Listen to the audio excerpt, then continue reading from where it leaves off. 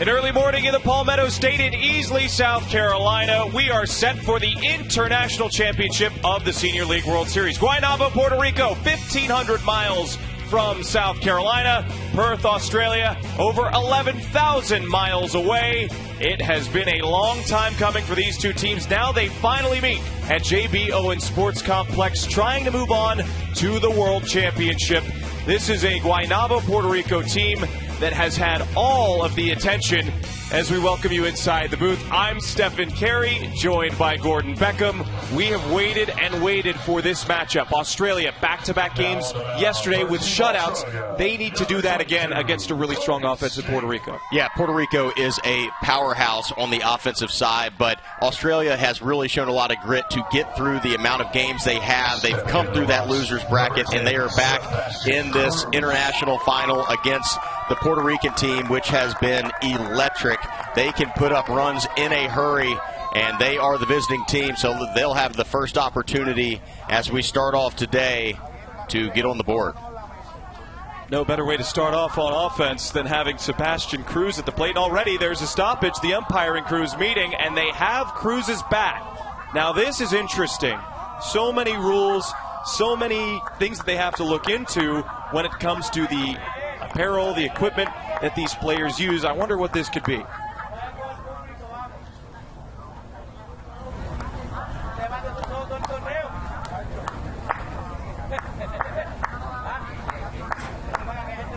It's not a wood bat, so you don't have to worry about it being corked, but maybe it's a barrel size issue, who knows. But certainly that bat has been very, very useful to Cruz. 6 for 9, a double, a triple, 4 runs batted in, and 9 runs. And it looks like Cruz is going to have to get a new bat. That's what's being signaled.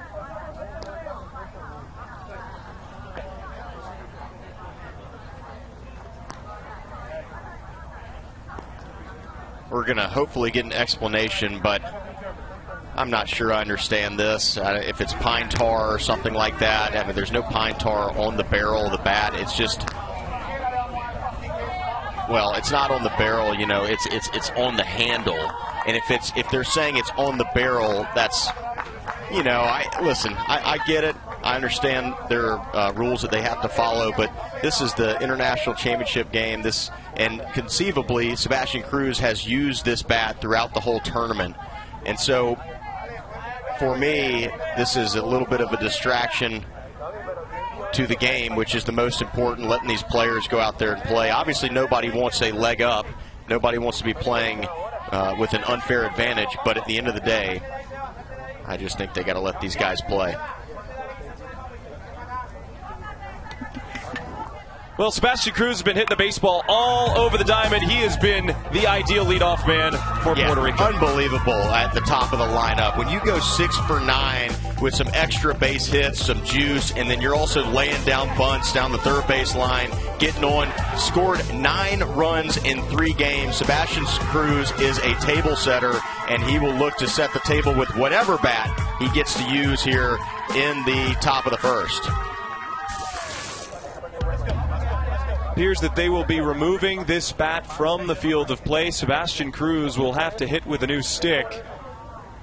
And the bat-to-ball skills are great. That is something that you know you're going to get from number 10, but this can affect you. You like to have your bat. Did you have a bat that you used for a long period of time? Was it hard to part with? Yeah, for sure. I mean, I think that right here, it's all about the grip. It's all about the grip. So he's got a different grip. And while we have a moment, let's take a look at Puerto Rico's lineup as Chris George speaks to the umpire and crew. Sebastian Cruz leads off. Fabian Rodriguez, he scored 7 runs by himself. That's 16 runs between the top 2 hitters in the order. Julian Estrada bats 3rd. Christian Perea, the cleanup man. Ian Ayala, the catcher, bats 5th. Yasniel Rosario at first base. Yasniel Alicia will bat 7th and be the DH. Fabian Ruiz, the shortstop, bats 8th. And Luis Carrasquillo will round out the order. So it looks like we're ready to play baseball. First pitch yet to happen on the mound. Kobe Scaife. They're going to go with the lefty.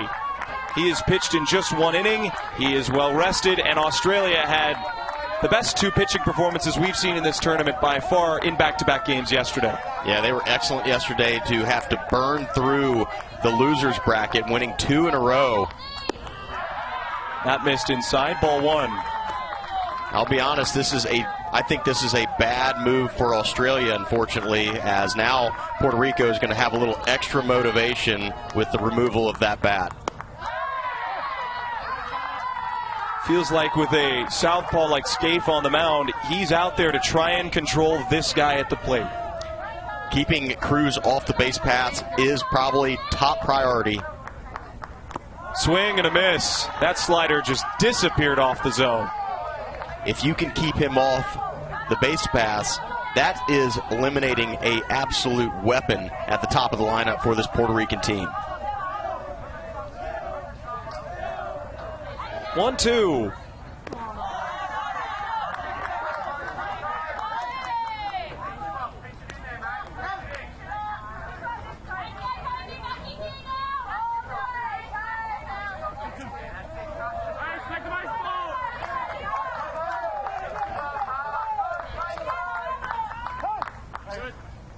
Time going to be called by Cruz. I don't think very many people are going to forget how this game started. I know we won't. Cruz's bat sent away. Now he's in a 2-2 count. Scaife's pitch. It hit him. Ball 4. He flips his bat to the dugout, and you can see the energy. Immediate response. He's going to walk over to first. Cruz was hit by a pair of pitches in the last game for Puerto Rico, a feeling he knows all too well. Like I said, I think if you're the Australian team, you're almost like, just let him use the bat. I don't want him to have any more motivation than he already has to get on, and you all of a sudden take away his bat. That's a little extra motivation, and they've already got a runner on. Sebastian Cruz on first base. He can really fly with Fabian Rodriguez at the dish. Rodriguez has scored 7 runs. Cruz 9 runs. That's 16 runs combined between the two of them. Not to mention, they've knocked in 9 runs themselves. First pitch to Rodriguez as Cruz dances off first. And Scaife, very attentive of the speedy leadoff man.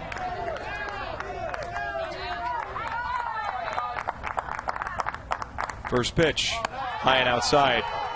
And that's what speed does, right? So Scaife is over there looking, and he's thinking about Cruz at first base, and he's losing the strike zone to Rodriguez. And because of that speed, he's focused on trying to keep Cruz close, and sometimes that takes away from throwing strikes.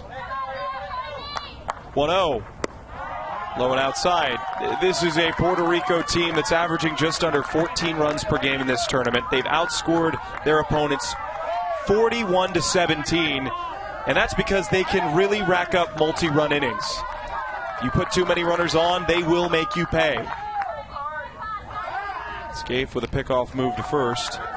Cruz back in safely. That's the defense right there. That's the defense for Australia, is having that lefty on the mound. Now the pickoff move is a little bit harder to see, and sometimes you can get somebody leaning with that lefty pickoff move. 3 balls and no strikes. Rodriguez has had nothing to swing at.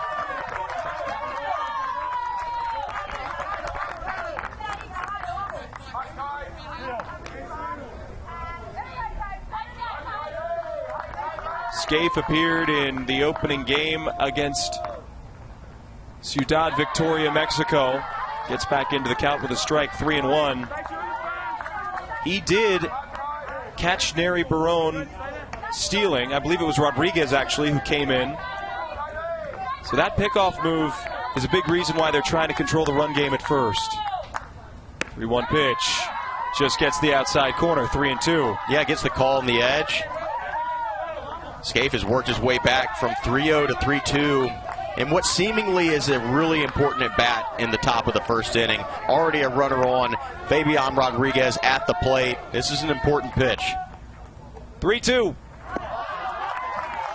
There's ball 4.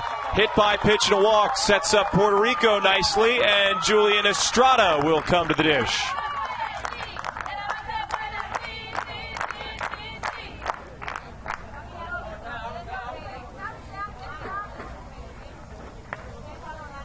Little meeting from Cooper Barber and the first baseman Beasley, trying to settle Scaife down. This is it doesn't get any more important. We talked a lot about this all week. Early good starts by either team has really propelled them for the rest of the game. The way that the Caribbean has come out today, they are in the driver's seat right now. Let's see if they choose to swing away or lay one down here to get runners in scoring position. My guess is they're swinging away. 7 runs batted in for Estrada. He pushes a bunt down, but foul. It gets a piece of Cooper Barber. 0-1. This is the beauty of Senior League, right? They've got their 3-hole hitter up, conceivably one of their best hitters in the lineup, but they're still thinking about playing some small ball and getting those runners into first and second. Now, if I'm the Australians, I'm crashing hard and trying to get this out at third base. It's going to be tough because Cruz is fast, but you got to find a way to cut down a runner, and that was a really nice pickoff attempt. The throw was high, and there was no tag applied by Fatai and Cruz, who decided to fall on each other. We're going to watch it again. Good job by Fatai not to fall straight on the head of Cruz. The 0-1 from Scaife is a bunt try. It's popped up and back foul. He couldn't get it down. And so this is what happens when you have your 3-hole hitter who's probably not bunting as much as, say, a 9-hole hitter or somebody at the top of the lineup. It's now 0-2 on a guy that really was having a hard time throwing strikes in Scaife. So now 0-2, and they're going to have another conversation at the mound. Important to keep Cruz close at second, because if you stop looking at him at second base, he is going to take off and steal third. I wonder if the decision here comes from learning from their game against Czechia, a game that I don't think they expected to be as close as it was. 10-7. They had to rally for a 5-run inning in order to take the lead over Czechia. Now they're playing a little bit more conservatively despite their talented offense. Both runners go, and that ball's pulled foul. That was a big break for Australia. Yeah, huge break. I was just talking about it, and that's the reason why. Cruz got a great jump here at second base. He would have been safe by a mile if the batter does not swing at the pitch. Now the batter's got to protect, so no fault to him. But Fatai at shortstop has got to keep Cruz close. Huge gap in left center. We'll see if the runners are in motion again. 0-2 they are. Pitches inside, gets to the backstop. There won't be a play for Barber. Double steal works. And Scaife is in a world of trouble here against Puerto Rico in the top of the first inning.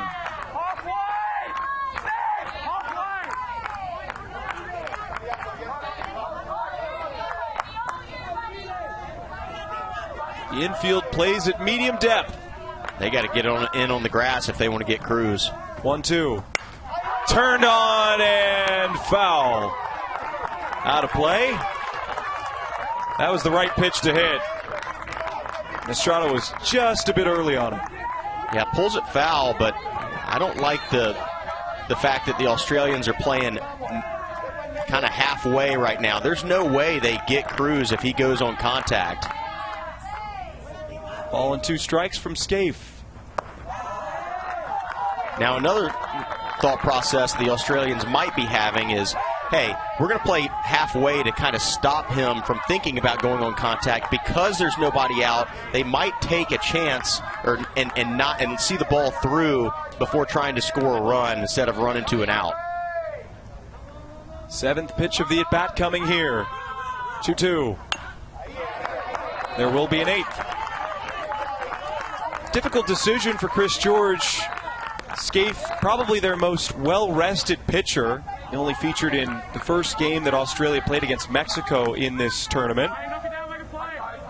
But yesterday, he got Braden George out there to go 6 2/3 in a 1-0 win. 19th pitch of the frame is fouled back. And then before that, Cooper Barber went 5 1/3 shutout. So your best pitching options, with Dylan Bandy, of course, still having to rest, aren't necessarily available. Yeah, absolutely. You got to go. That's why pitching depth is so important in this tournament. You've got to have plenty of pitchers that you can go to that can get you some outs and some quality innings. Scaife has got a lot of work to do right now. Almost 20 pitches and nobody out. Battling with the 3-hole hitter Estrada.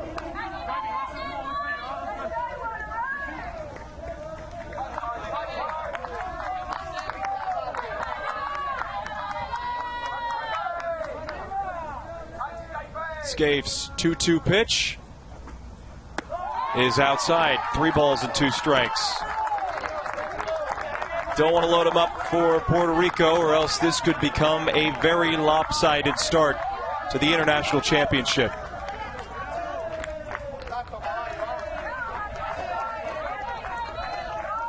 Two in scoring position.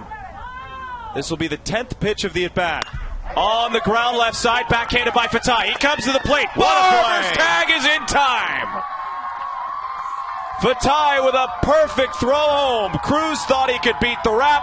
Australia gets a big break with a ground ball to short. A huge break, and also the fact that this was hit so hard is the only reason they got the out at home. It's hit hard right at Fatai. He makes a great throw and a strike to Cooper Barber at home plate, and because he does, they cut down the run and get a huge out, an absolutely huge out at home plate. And Gordon, on that play, we've seen it a lot in this tournament.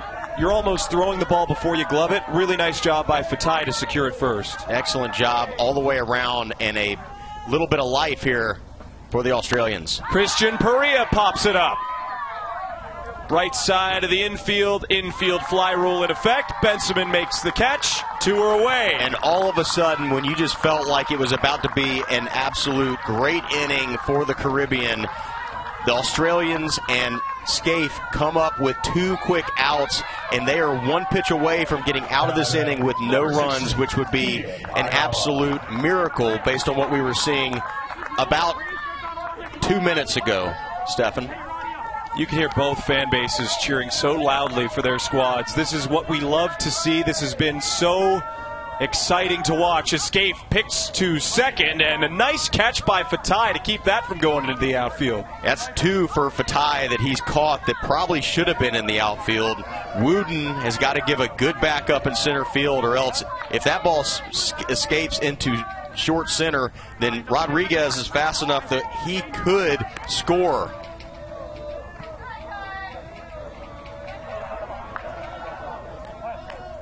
What a turn of events here in the last few minutes. He picked again. They got the runner at second. A world-class escape job for Kobe. After 2 runners on and nobody out, Puerto Rico scoreless. We're headed to Australia's half of the first.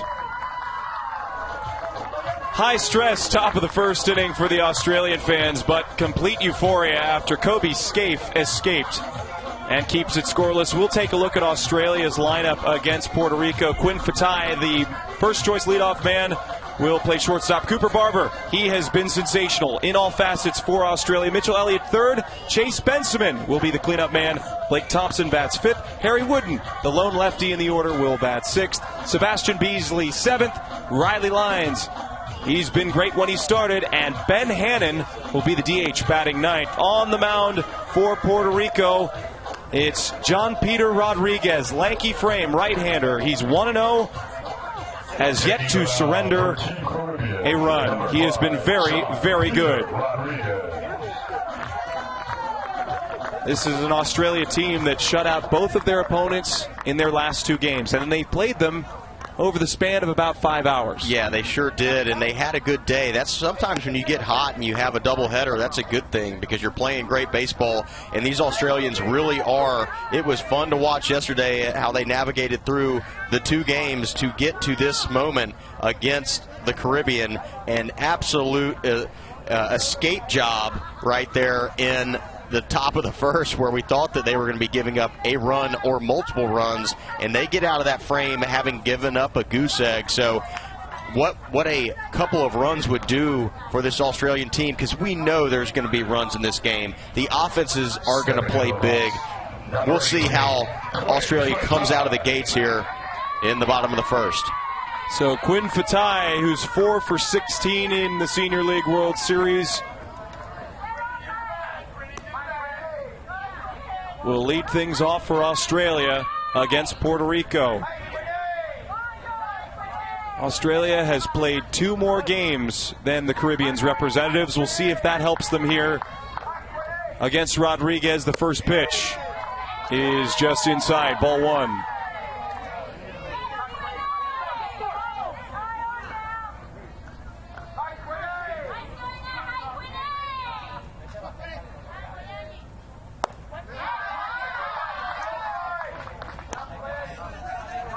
The strongest attribute that Quinn Fatai brings to this Australian team is his speed. When he gets on, you've got to pay a lot of attention to him, just like Sebastian Cruz for Puerto Rico.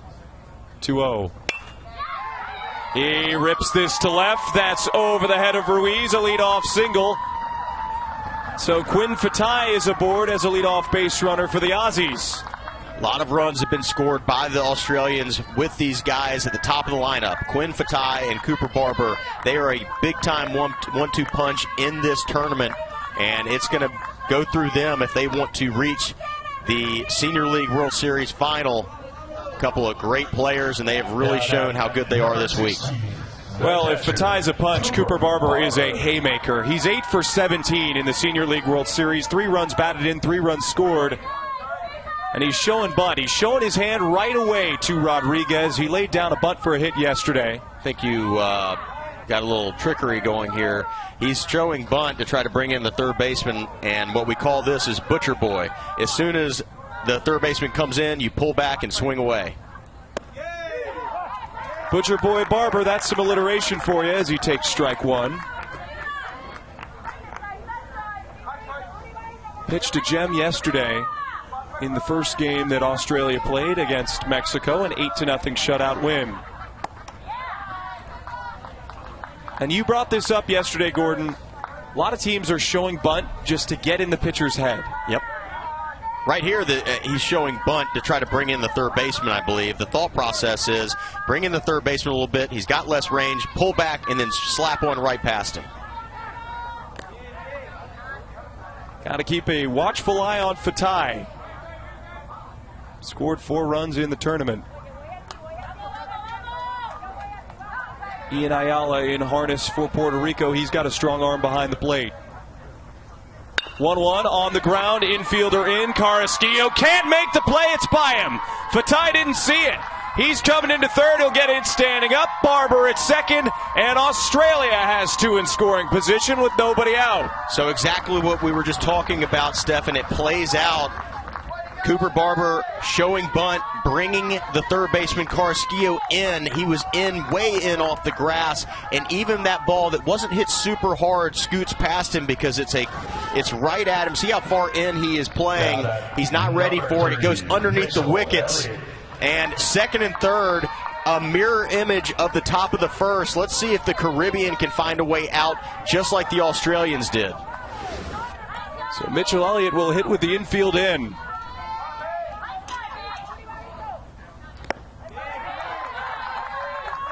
It's ruled an error by Carrasquillo. 2 on, nobody out. Very similar spot for Australia as what Puerto Rico had at the top half of this inning. Boys from down under trying to cash in. Popped up. Right side. Estrada calls off the first baseman. He has it. And there's your first out. Still kind of a mirror image of the top of the first. They got an out where you didn't expect it. They've got second and third now, does the Australians, and they were able to scoot out of that inning in the top of the first with a pop-up and a ground ball out where they made the play at the plate. So if we're going to mirror that, this is going to be a ground ball out to the infield and a play at the plate. Chase Benjamin, he's 5 for 17. And he'll put one on the ground, right back to the pitcher, stabbed by Rodriguez. His throw to first in plenty of time. Everybody's got to stay put. And Gordon, you played a long time in the major leagues. You've taken many major league batting practice sessions. How much did you practice this situation as we take another look at this play? Yeah, it's all about trying to get a fastball in the middle of the plate and get it in the air to allow for a sac fly. And just like the top of the first, we go from second and third, no outs, to second and third with 2 outs without a run scoring. Let's see if Blake Thompson can come up with a big hit. Slider low and outside. Ball and no strikes. Situational hitting, it is so important. It's such a forgotten aspect of the game in this boom or bust style of baseball that we've grown accustomed to seeing at the higher levels. Yeah, totally agree. This is pretty shocking to see what we've seen in the first inning so far. Now Rodriguez is settled in. What I've noticed with these games is generally the teams that make the routine play, that do the situational hitting the best, those are the teams that have found a way to win ball games. And so far, both teams have not been able to do that offensively. Check, swing, he couldn't hold up. That ran 2 feet off the plate. That slider has some real action, something that Australia I don't think has seen in this tournament. Yeah, Rodriguez throwing a great breaking pitch right there. He's now up in the count 1-2. Let's see what he goes with for the out pitch. He doesn't like the sign from Ayala behind the dish. Steps off and he regathers himself. 2 in scoring position, 2 out. They had them both in scoring position with nobody out. As this one shot foul to the left side. So went with the heater right there. He's thrown some really good breaking pitches. My guess is he showed him the heater, maybe got caught a little too much of the plate than he wanted. I guess he is going to go right back to that breaking pitch, down and away, and see if Blake Thompson offers at it again.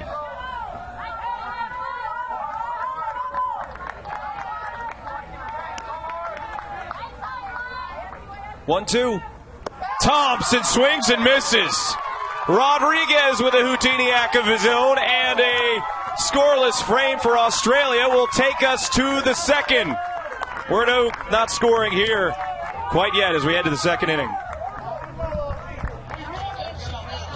So many zeros and ones on the scoreboard, you'd think we were translating binary code. We're scoreless entering the second inning. Stephen Carey and Gordon Beckham. Gordon, as the world's most trusted youth sports organization, Little League relies on the generosity of its alumni, volunteers, and communities who give tirelessly to create experiences for millions of children every year. Support Little League today by texting LLWS to 345-345 to donate today. Standard texting messaging rates apply.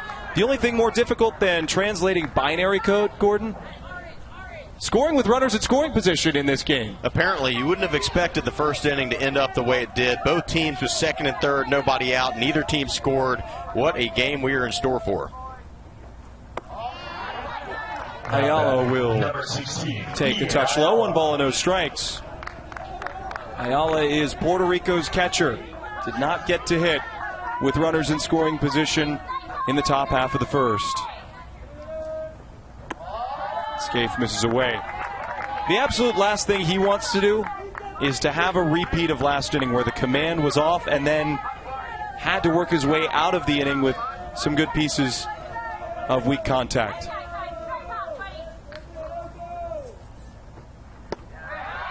There's a strike.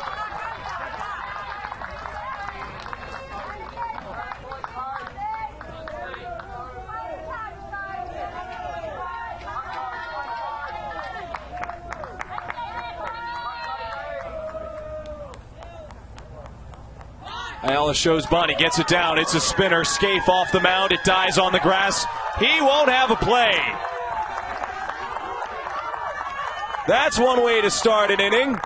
A leadoff butt from your catcher, and Puerto Rico once again putting pressure on Kobe, Scaife, and the Aussies. Nice job by Ayala, too, to do this with a 2-1 count, right? Sees 2 balls, gets a strike, and at that point, Blake Thompson at third base is moving back, and he just lays down an absolute beauty. There is no chance for the lefty Scaife to throw him out. And obviously, you see him having to go around that and turn around. He was never going to get Ayala at first base. They're going to show bunt again. Yasniel Rosario will take on the outside corner. And this looks like he's actually trying to bunt here. It sure seemed like it. That was the sense that I got as well, Stefan. One thought they might be having is got to find a way on the board right now have some momentum that they got from carrying over from not allowing a run to score in the bottom of the first.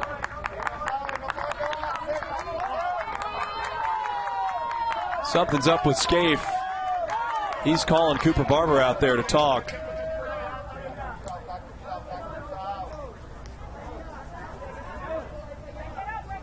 Lots of emotions, lots of pressure. This is the International Championship. To win this is an accomplishment in and of itself. But also, you're one win away from getting to the World Championship, which is a place where I don't think Australia ever expected to be. And lo and behold, here they are. Yeah, they've done a really good job of navigating through the losers bracket. Swing and a miss. That was nasty. So they showed bunt on the 0-0 pitch, got a strike, and then it was swing away for Rosario, the first baseman. This is a really good breaking pitch from Scaife. Down and in, that's exactly where you want to throw that pitch to a right-handed hitter from a lefty. See if he backs it up with another one. 0-2 pitch. Goes back to it. It gets by Barber. The ricochet there. He'll just hang on to the baseball. The speed of Ayala is too much. Wild pitch advances the runner up 90 feet. It's got to be so difficult to pitch to Puerto Rico. They have 5 players that are hitting 500 or better in the tournament, 7 players hitting 300 or better. And I know they've only played 3 games, but to have that much consistency up and down the order, very difficult to game plan for. Totally. They from top to bottom are really good, but a really nice pitch to get an out by Scaife right there against Rosario. That was a much-needed out. Scaife keeps coming up with big pitches in big situations. Neither team able to make the big knockout punch early. One out here with a man on second, and he's got a huge lead. They were going to have to keep him close. Yasniel Alicia, 4 for 8 in the tourney. There's strike one. Take a look at how big of a lead Ayala is getting here from second base. He was halfway to third as that pitch was thrown. On his secondary, he was literally halfway to third. If he wanted to take off, Fatai has got to keep him close or he will be on third base. And now he takes that big lead. Huge jump. There's no chance they were going to be able to get him, but a foul ball bails him out. The 0-1 pitch. Alicia goes after it to the disgust of the third base coach. The jump was enormous. He was at third base when that ball was making contact with Alicia's bat.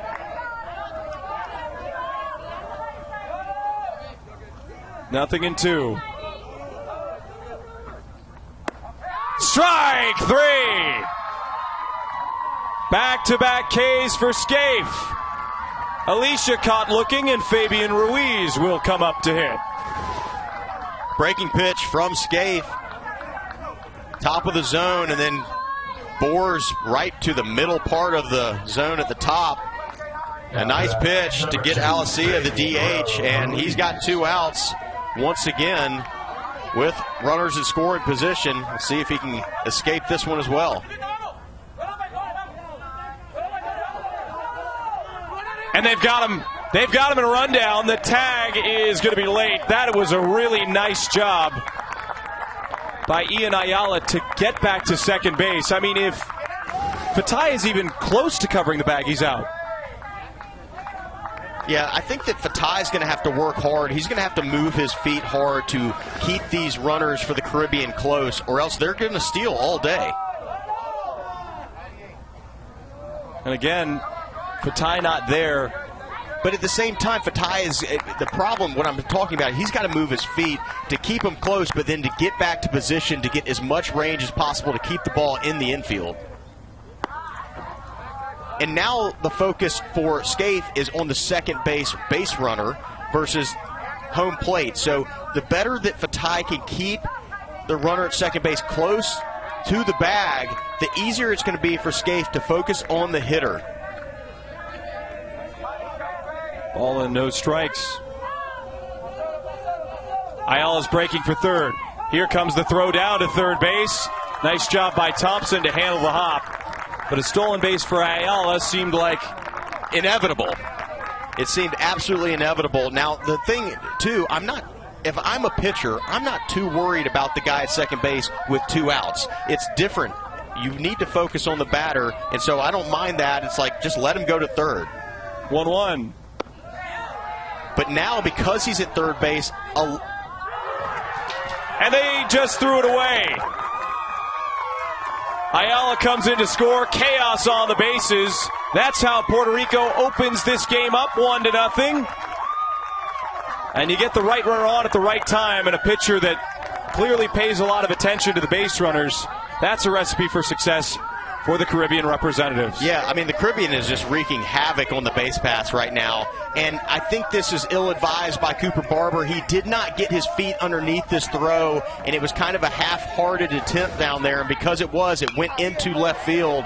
And that's the first run of the ball game on a throwing error from the catcher. And, gosh, you just hate to see that because there was a possibility that Scaife can get out of this without that. But you can tell the Caribbean is really doing a good job of using their legs to create havoc on the base paths. 2-2. Fouled back. And this is a Caribbean team for Puerto Rico that starts to age into games. We saw it against Czechia. They were in a neck-and-neck battle. I think Puerto Rico right now we could agree is a better team than Czechia in terms of their offense. 5-run inning, it never felt like they were uncomfortable. No, very comfortable in the box, on the base pass. They do a really good job. Now full count. Is there any positive of this for Scaife, at least in terms of the mental side of things, now that there isn't a base runner on? Yeah, I mean, obviously giving up a run, but at the same time, he's got to focus and throw strikes and not allow another base runner. 3-2. There's strike 3.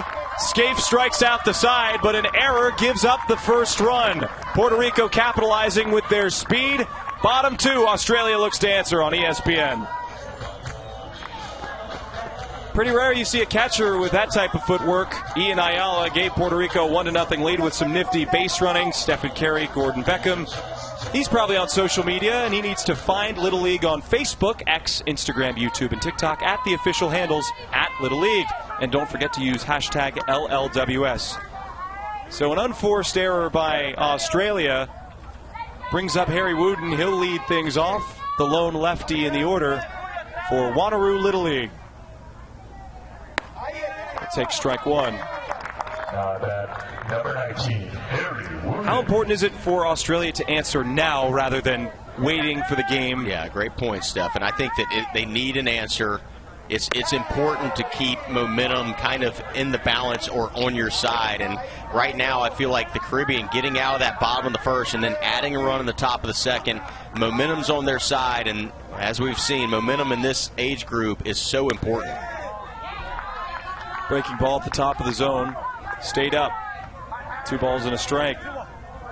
Couple of great fan bases, though. The Caribbean from Puerto Rico and the Australians, they have both traveled really well here to Easley, South Carolina.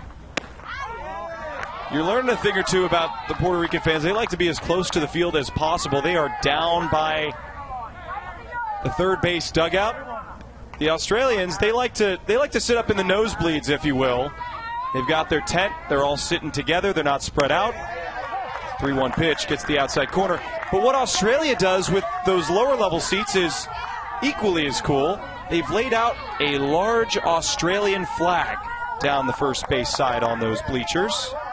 Well, there's a lot of Australian baseball players that are focused on this game. I spoke to Peter Moylan earlier today, pitcher for the Braves and longtime pitcher in the big leagues, who was focused on this game and keeping up.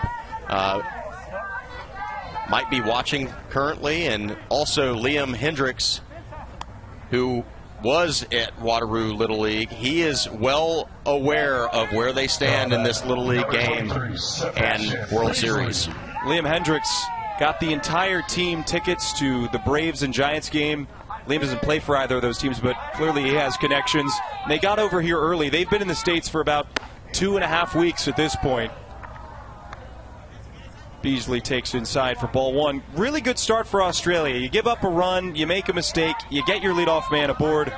just as they did last inning, but now they're going to try and capitalize. I like the fact that Wooten had a really strong at bat, worked the count, saw some pitches, and got a walk.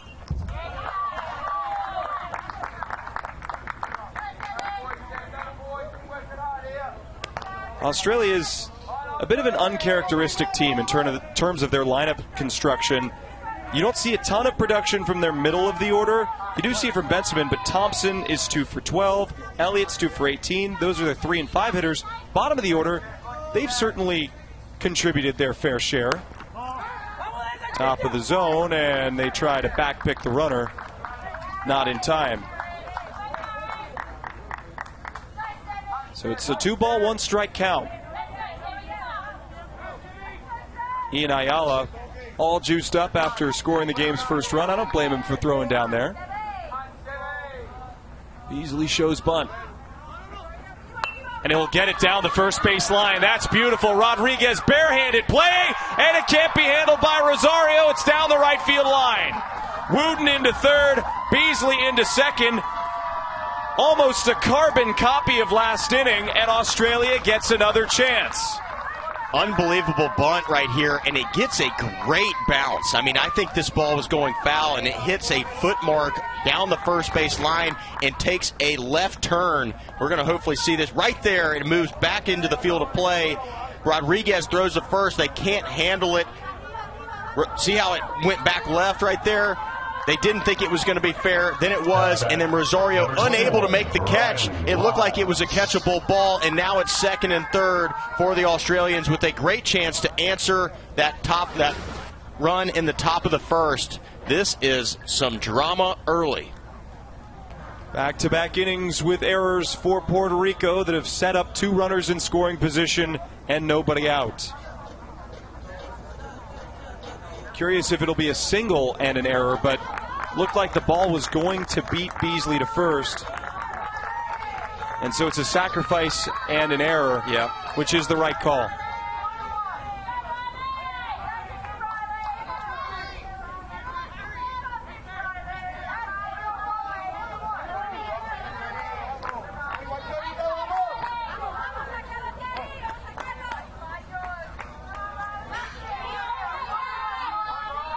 So Riley Lyons, who's 4 for 10, digs in and takes away.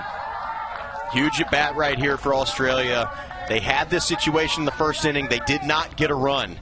That is one of those times if you don't get that run, it really starts to play on in your head. If you get the same scenario and don't get a run the second time, it is now a thing. So they will work hard, try to scratch a run. That way they don't have this feeling like they can't get a big hit in a big situation. This is simple situational baseball. The defense for the Caribbean is in on the grass, so they're going to have to see the ball through more than likely. If you're a Australian base runner, Wooten will see that ball through and then go, as well as Beasley, rather than go on contact. Now with 1 out, it might change the story. 2-0. Right idea by Lyons. He couldn't keep it in playable territory. 2-1. Look at where Rodriguez is positioned in right. He's got plenty of speed, but there's some speed on second with Beasley as well. Going to be tough to get both of those runners if a ball is grounded through the right side. 2-1. Foul ball. And this first batter, I think, is the most important. Yes, you could argue with 1 out is the key hitter in the inning, but this is what sets the tone. All the pressure falls on Hannon if Lyons doesn't bring that runner home or get aboard. Yeah, absolutely. This is important at bat right here. Just got to find a way to put it in play, try to scratch a run. 2-2. Line drive into right center by Lyons. That's going to bring home 2. Wooten scores, Beasley scores. Australia fired up with a quick response in the second. What a response by the Australians, going down a run in the top of the second and answering that with 2 so far here in the bottom of the second. What a great job by Lines. This is a breaking pitch over the middle of the plate, but he does such a good job of letting the ball travel. He wasn't trying to go out and get this breaking pitch and pull it. He allowed this ball to travel and just shoots it the other way. That is a really strong approach, and that's the reason they're up 2-1. Now it's Ben Hannon, and he's swinging on the first pitch. Australia continuing to impress after a great day at the ballpark yesterday. Back-to-back wins, back-to-back shutouts. They won't have a shutout here, but Hannon just lays down a beauty. Rodriguez will throw it into center. Lines took a big turn around second base as Cruz got to it quickly, and that's the second error of the inning by the Puerto Rican pitcher. Australia capitalizing on some mistakes. That's going to be a sack, bunt, and an error twice in the inning. Just lays it down. I like the idea, but he hits it really hard, and they've got an out at second, but unfortunately Rodriguez airmails it, and Lines doesn't find a way to get to third base. Thought he was going to turn and just go on to third, but had a little hesitation, and it's still first and second with nobody out. And why stop there? First and second, nobody out. Fatai's speed and how they've played the bunt, I'd lay down another one. Yeah, here. I mean, why wouldn't you, right? I would definitely lay this ball down to the third baseman, Carrasquillo, and they're going to go the opposite way. But the reason you want to get the third baseman to field this ball is so that the guy on second base, the runner, Lines on second base, can easily get into third base. By making the third baseman field this ball, he has to either go to second or first. And Gordon, couldn't you pull back? As they're going to try and run a wheel play if he tries to pull it down the third baseline with the shortstop. If you pull that ball with the shortstop covering third, you see Ruiz starting to cheat that way, you might get a free base hit in a place that might otherwise be an out. Absolutely, yeah. If you are able to pull back and do the butcher boy thing that Barber did, then you've got that opportunity as well.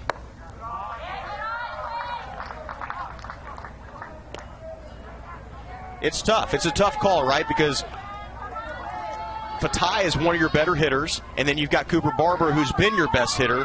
So it would be nice to have second and third with Cooper Barber up, but then they could pitch around Barber to get to Elliott, who is hitting in the 3-hole. 1-1, popped up, foul ground. Rosario running out of room, but just enough to make the catch.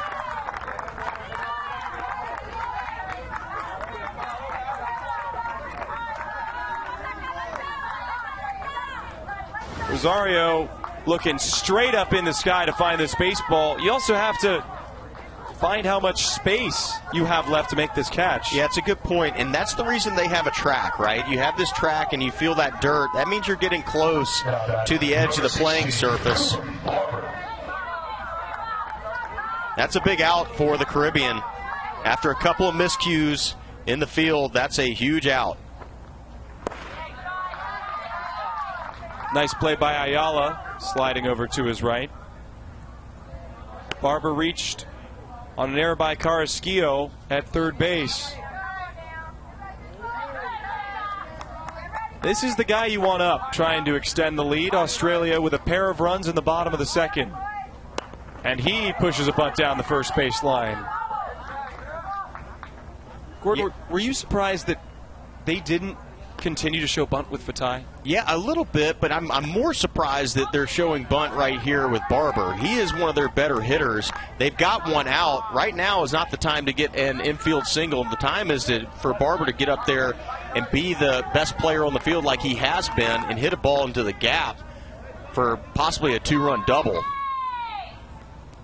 1-1. Not to mention, you've got to force Rodriguez to throw strikes.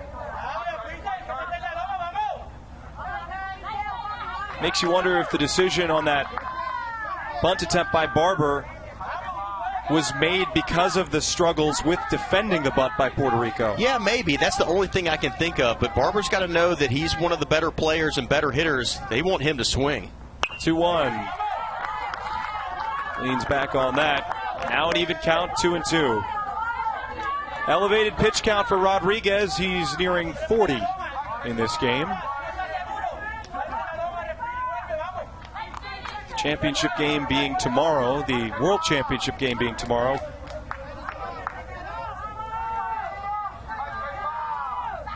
Whoever used today probably won't be available tomorrow, and that was pitch number 25 of the inning. It's a miss. So it's 3-2, 1 out. We'll see if they move the runners right here with Barber at the plate, knowing that he's a pretty good bat and can put the ball in play. I might send these runners if possible, but Lines isn't the fastest, so if it is strike three, it's probably a double play. 3-2, runners stay put. Barber gets called out on strikes. Nice pitch by Rodriguez to help himself breathe a little bit. Yeah, 3-2, and Rodriguez with a great pitch on the outside corner, two-seamer. Looked far away, but then it just keeps running right back to the edge of the plate, and it's going to be strike three. What a pitch right there in an important spot to an important hitter by Rodriguez. Mitchell Elliott, who's now 2 for 19 in the tournament. He's the number 3 hitter in the order.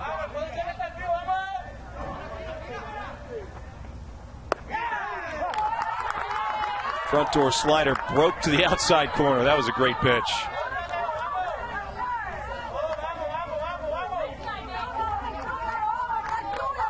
Pair of runs for Australia, but they've left a couple on the bases already in this game.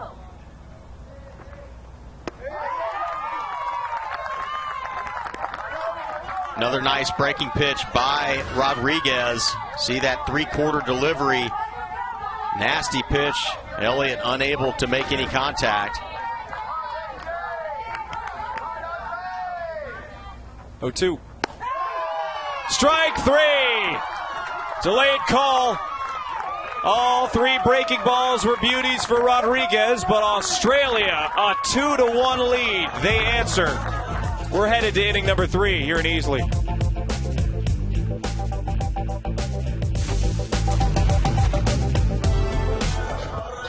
No shortage of opportunities for both teams. Australia leading 2-1 as we enter the 3rd inning. Puerto Rico looks to match, if not more, as they scored the first run of the game in the top of the 2nd. Stephen Carey and Gordon Beckham will be 9-1-2, and that means we're going to get to see Sebastian Cruz hit second this inning. He has been must-see television. He has, and so is Carrasquillo at the bottom of the lineup. He's a good little player, playing third base today. We saw him at second the other day. Excellent stuff. Yeah, Carrasquillo 6 for 10. He's been really good at the bottom of the lineup, placing the table for the top. Yeah, how many number 9 hitters do you see hitting 600? Doesn't happen too much. First pitch outside by Scaife.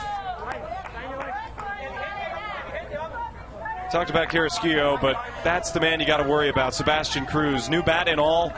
He's going to get a sip of a smoothie. That's how casual he is about hitting. I love it. Yeah, I love the fact he's getting a smoothie from Dad. That's funny. Just a little pick-me-up. Makes sense. He likes smoothies. He's been putting other pitchers in a bit of a mental blender. Outside corner strike, 2-1. Carrasquillo's favorite athlete is Usain Bolt. He's 15 years old. It's kind of outside the window of when Usain Bolt was winning all those championships. You would know about outside the window. Well, I'd know inside the window because we both have one right in front of us. More of a window into the soul type of person. There it is.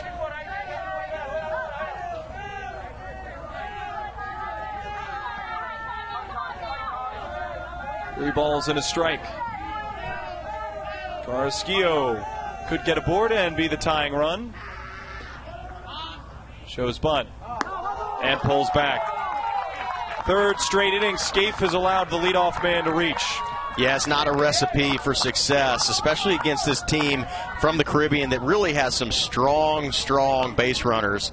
It's not what you want to see, a leadoff base runner. It is just going to wreak havoc on the base paths, and especially it gets in the head of Scaife, especially if they're having to hold him on and hold other runners on. Scaife is best when he's been able to have nobody on and be in that windup.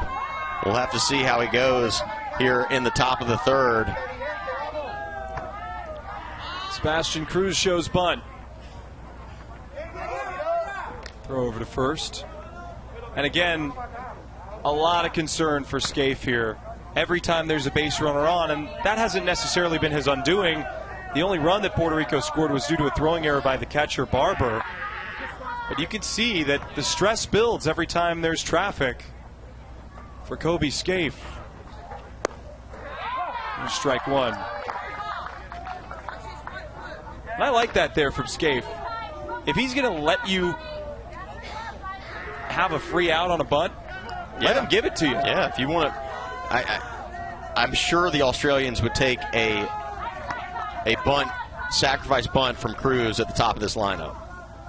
0-1. Cruz calls time.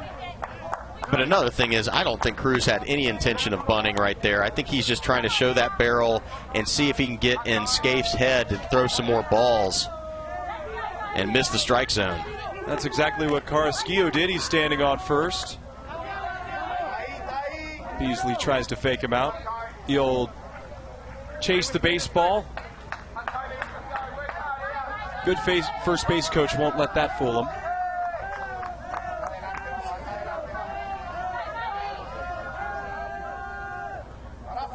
Oh, one runner going. Breaking ball, driven to right.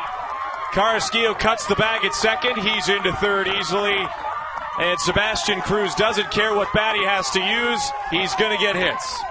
He sure is. They execute a perfect hit and run right here. Carrasquillo going on the pitch, and Cruz just stays right over on this breaking pitch and slaps it to right. Really nice job all the way around for the Caribbean, and they are back in business. This, like we said earlier, this is going to be a game of runs. It's going to be a seesaw battle, but the offenses have got to show up if you want to win this game. In 3 games for Puerto Rico, they have 6 innings of 3 or more runs. Runners on the corners, nobody out. Fabian Rodriguez, their second most dangerous hitter up. Cruz breaking on the first pitch. Barber is going to pump fake and try to pull Carrasquillo off third. It doesn't work.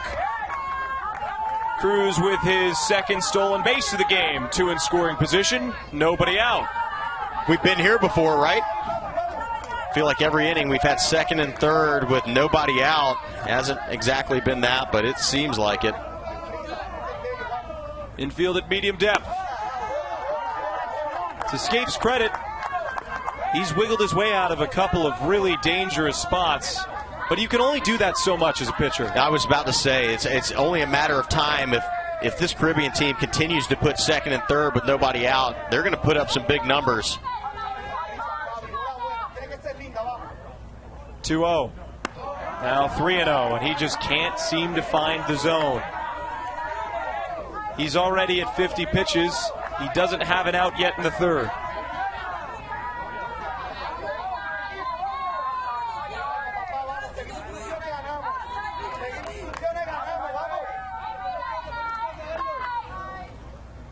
(3-0). 4-pitch walk. Not the worst outcome. Well, it's not the worst outcome, but it adds another base runner, and the 3-hole hitter Estrada is at the plate. He hit a ball hard, but he hit it right at the shortstop last time as they meet on the mound.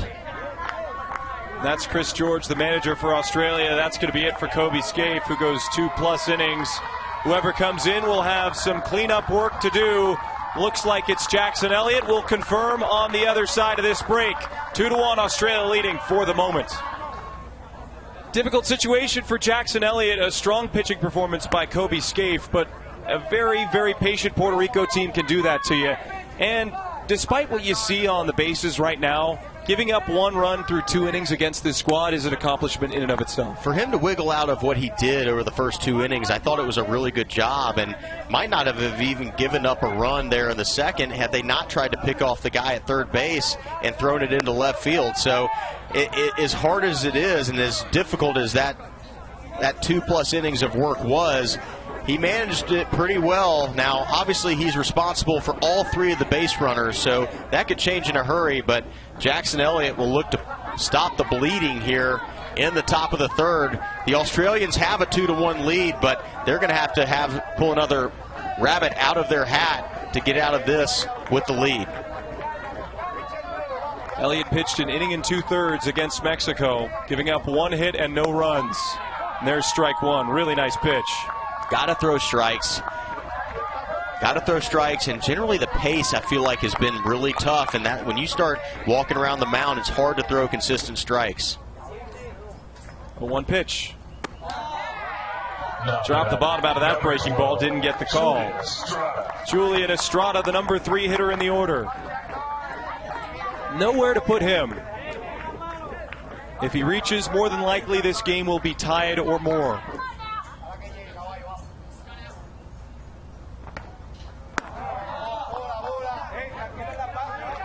What do you think about the release point from Elliott here? Yeah, it looks like the Iron Mike, right? Right over the top. Generally different than what we've seen with other pitchers in this tournament. More of a 3/4 delivery for the majority of them. Jackson is coming right over the top. 2-1. Now 3-1. You got to throw a strike. And for all you kids at home that don't know what an Iron Mike is, back in the day we used to go hit in the cages, and they would have an arm that just goes basically like a clock, like around and around, and then right over the top. 3-1. How aggressive is Estrada going to be here? Elliott's pitch. Misses. High and tight. Puerto Rico ties it with a bases loaded walk. 2-2 your score. That's the 3rd walk of the inning. The first by Elliott. And the line continues to move. Puerto Rico playing station to station. Tie ball game. Still nobody out here in the top of the 3rd. Puerto Rico can wear you out.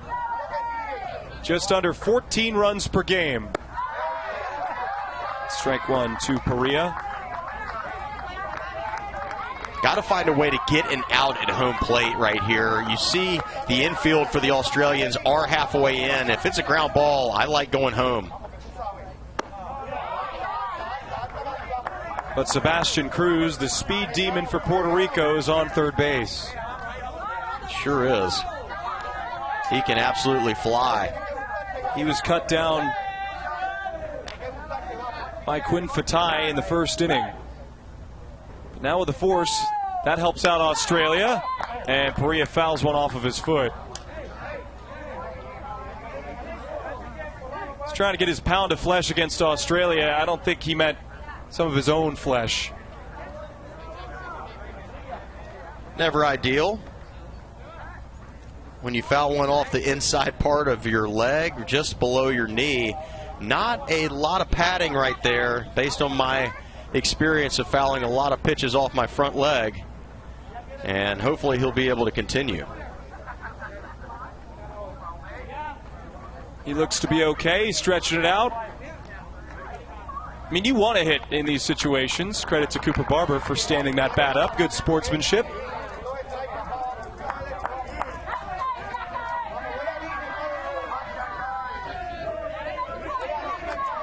A lot of speed on the base paths. Out at any base. Ball and 2 strikes. Elliott's pitch just misses. That looked good. From up here, it looked like it was going to be called strike 3, but does not happen. And Perea gets another opportunity. Tried the curve again.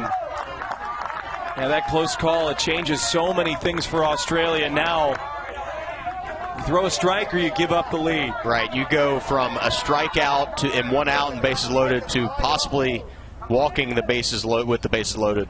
3-2. He missed.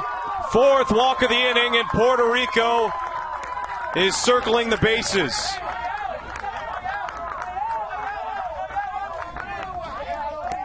They're now up, and they're going to have another meeting on the mound.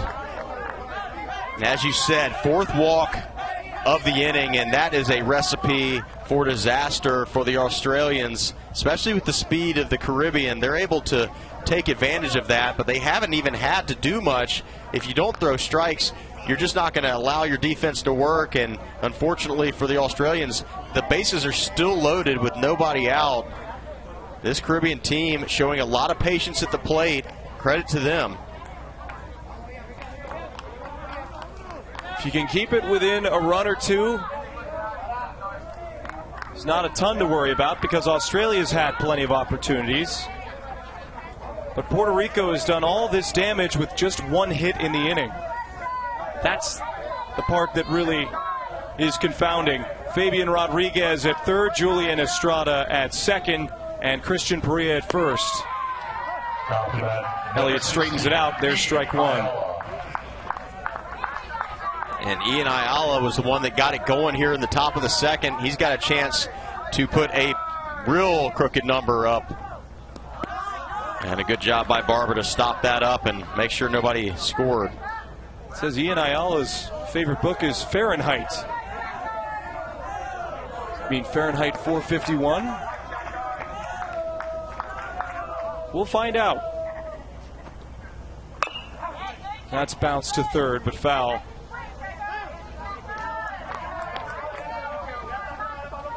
What do you think's hotter, Fahrenheit the book or the bottom of Ayala's cleats after sprinting around the bases and working Kobe Scaife to the bone? 1-2 pitch. Swing and a miss. That was a big out. Ayala goes up and chases one above the zone. It was that curveball that he's seen generally be in the zone for Elliott.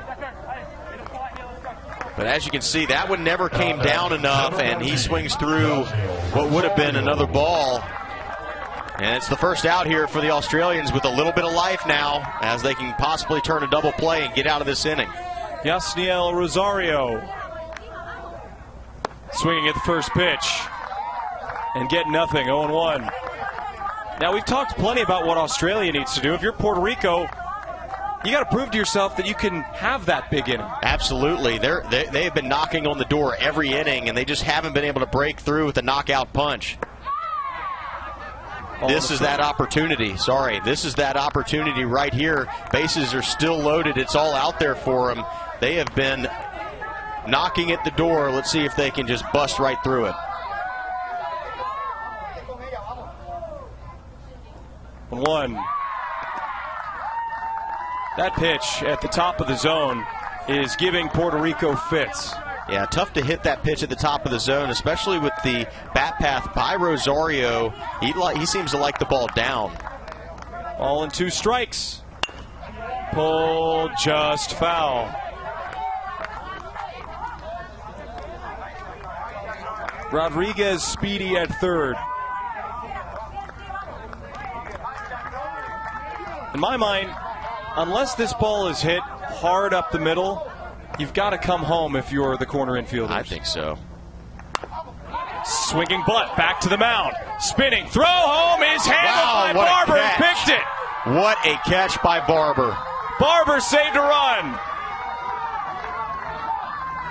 Barber looks a little bit like Liam Hendricks, their elevated alumni who's pitched forever in the big leagues. What a play right here by Barber. Elliott fields the ground ball cleanly and comes home, which is the right play in this situation to cut down that runner, but makes a very poor throw, and Barber picks him up. Look at this. Almost just blocked it up, but it just finds the middle of the glove, and an excellent job by him. That is a huge out for both the Caribbean and Australia. Australia now with a chance to get out, only giving up 2, and Caribbean really needs a base hit to get out ahead of this Australian team. Yasniel Alicia heading the count 1-0. Baseball all day and night. MLB The Show is his favorite video game. That he loves these situations in the game and, well, playing in the game. 1-1. Just when you think that this game's going to get broken open by either team, the other team finds a way to get out of these innings defensively. It is wild. Swinging strike in the dirt. And all of a sudden, Elliott can get out of this jam with only a one-run deficit with one more strike. I'm going to be honest, every half inning I have thought there was going to be a big number put up, and not once has there been a huge number put up. This is a really intriguing baseball game and a lot of important clutch pitches when it matters. 1-2 in the air to center. Catch is made by Wooten. Puerto Rico takes the lead, but it could have been a lot worse for Australia. Let's see what they can do to respond in the bottom of the third. That's where we'll head with Benjamin, Thompson, and Wooten due up. Before the game, it felt like Australia was going to have to go step for step with Puerto Rico on offense. In all actuality, it's been a pitcher's duel. You want your child to experience the teamwork and fun of Little League baseball or softball? Visit playlittleleague.org and enter your address to find a Little League community program near you. Puerto Rico took a one-run lead with 2 runs in the top half of the third. Stephen Carey and Gordon Beckham with you as Chase Benjamin takes strike 1. Could have been a lot worse, though, for the Aussies. Definitely could have. They found a way to stay in this ball game. Only down 1 run here in the bottom of the third. That slider just continues to give Australia trouble from Rodriguez. Nothing in 2.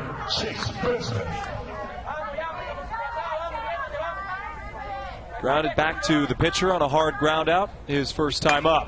And now he rips this into left center. That's going to split a gap and get down to the wall.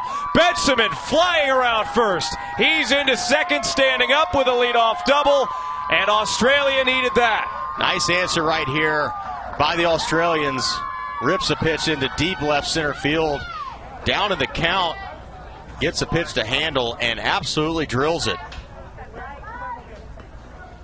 Take a look at where this pitch ended up. Breaking pitch right over the middle of the plate, and Benjamin absolutely smokes it. No chance to catch it by either outfielder. Splits the gap, and it's a leadoff double here in the bottom of the third for Australia. A chance to answer the 2 spot that the Caribbean put up in the top. They've had at least a runner on second with nobody out in each of the first 3 innings. They've only scored 2 runs.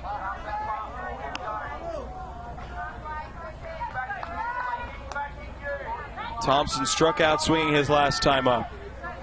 His job, an easy one, get that runner over to third. Or potentially drive him in, but this is spun behind the second base bag. A really nice play by Estrada to retire Thompson, who did his job. Did his job very well. A little bit off the hand so it doesn't get into the outfield for a base hit. But a nice play by Estrada, ranging to his right and finding the glove and then throwing on the run for an easy out. Made it look easy at least. It wasn't that easy. But an excellent job by Estrada. Just a good job all the way around by both the Australians and the Caribbean on that situational hitting and the nice play by Estrada. Harry Wooten walked and scored.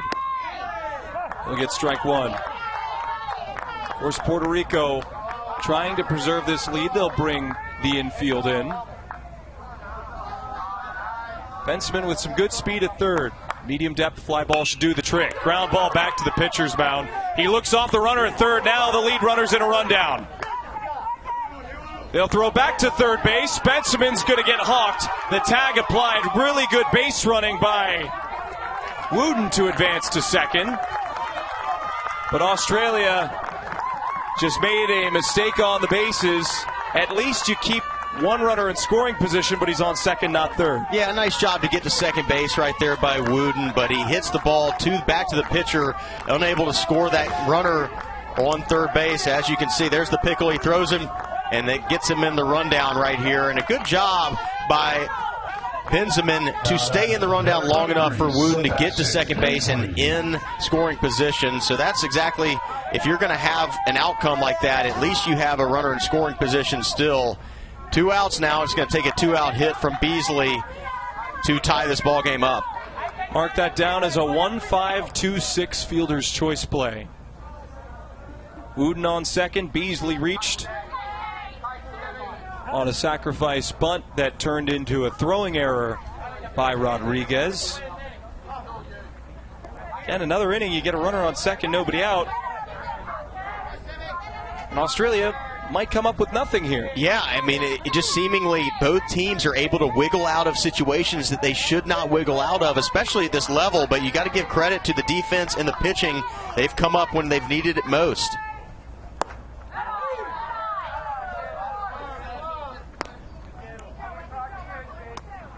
Beasley is 5 for 14. 2 RBIs, 5 runs scored. His third RBI of the tournament would be a huge one for Australia here, 1-0.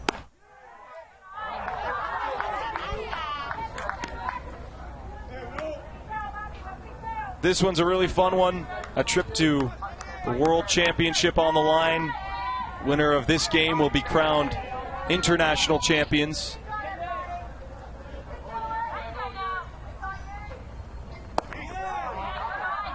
Still a tough road for either team. You're going to play the winner of Easley and Irmo. We know how good those two clubs are. A 3-0 here for Beasley. See how aggressive he gets.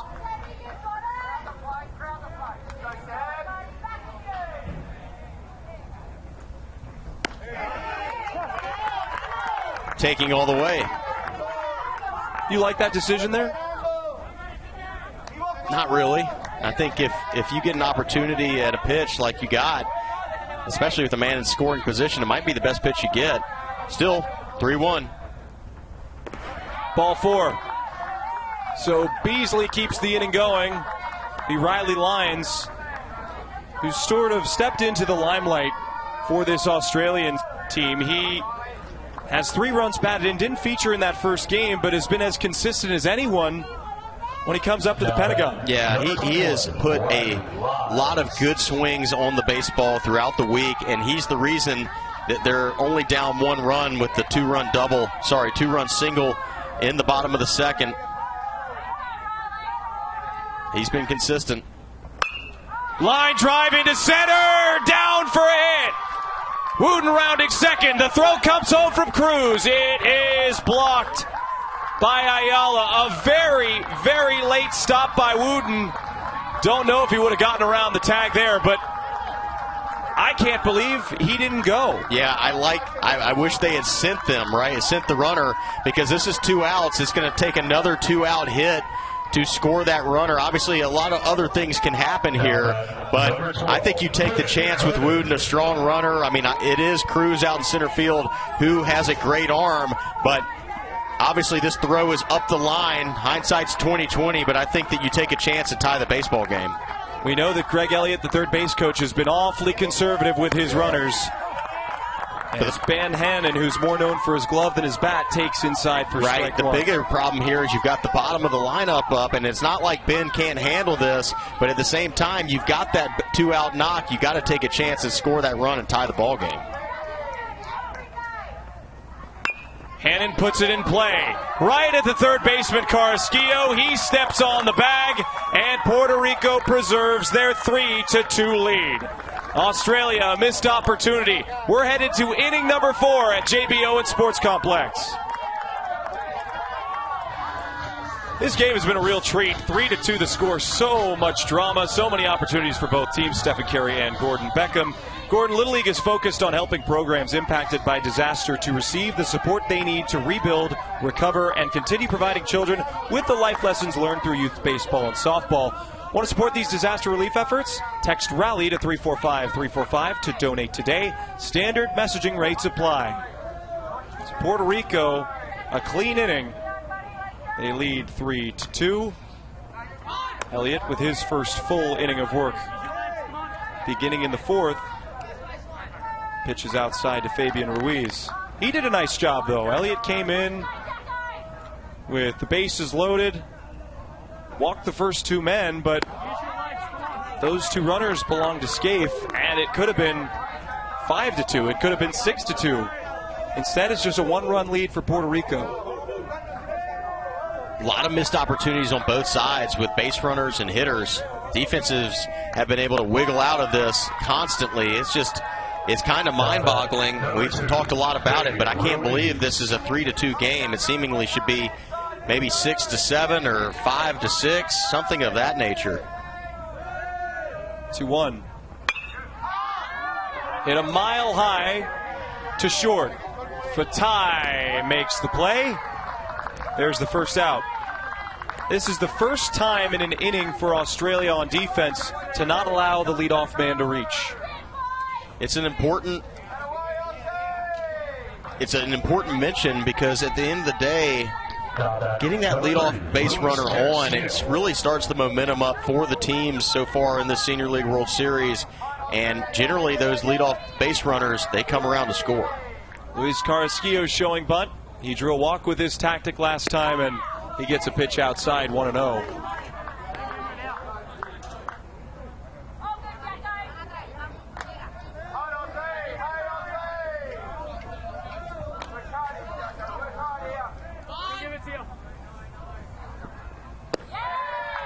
Guaynabo is the first Puerto Rican representatives for the Caribbean since Guayama, 2022 champions. They featured in this game with a 5-1 win over Agua Dulce, Panama. That's pulled foul. We got quite the build-up to this game. Obviously, the Caribbean has kind of breezed through all of their games so far, and then Australia has really grinded through that loser's bracket to get back to this championship game. 1-2 on the ground, left side. Thompson bobbles, got to find it. Spin, throw to first. It's a bad one. A turnaround first by Carrasquillo. Barber aware, he starts to cover the bag. But Carrasquillo gets in to first base safely. That'll be an error on Thompson.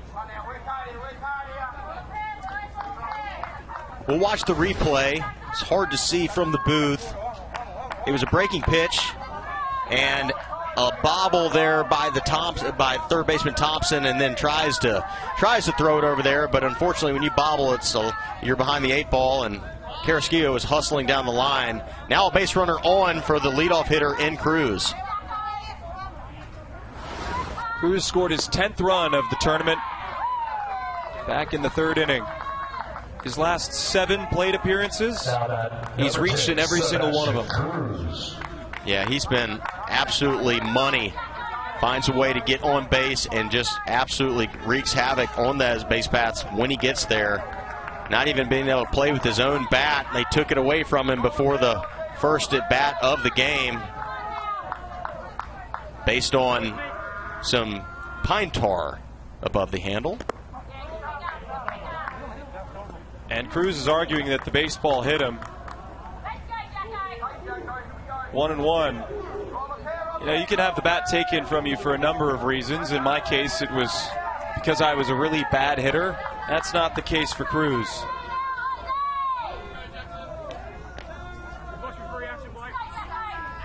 One and one, Carrasquillo running, Cruz swinging and driving down the right field line.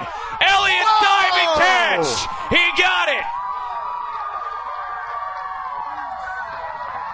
What a play by Elliott. You've got to retire Cruz in the most miraculous of ways, and Mitchell Elliott did just that in right field. This is a SportsCenter top 10 nominee for sure.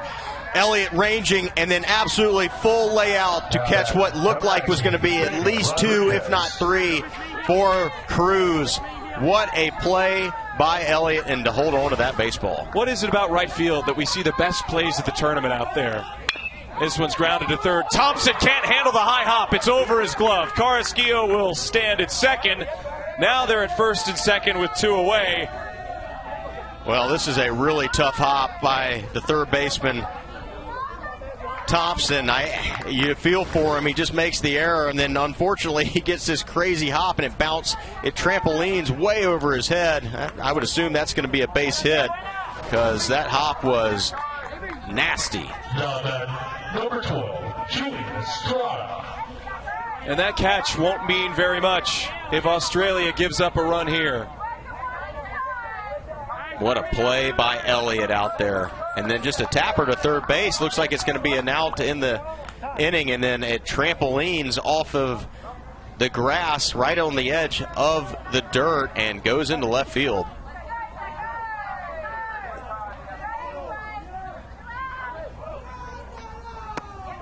Pitch up and in. Another thing that was great about this play was the sportsmanship shown by Cruz. He knows how good he is. Tip of the cap to Mitchell Elliott from the leadoff man for Puerto Rico. And game recognizes game. That's the only way you can describe this.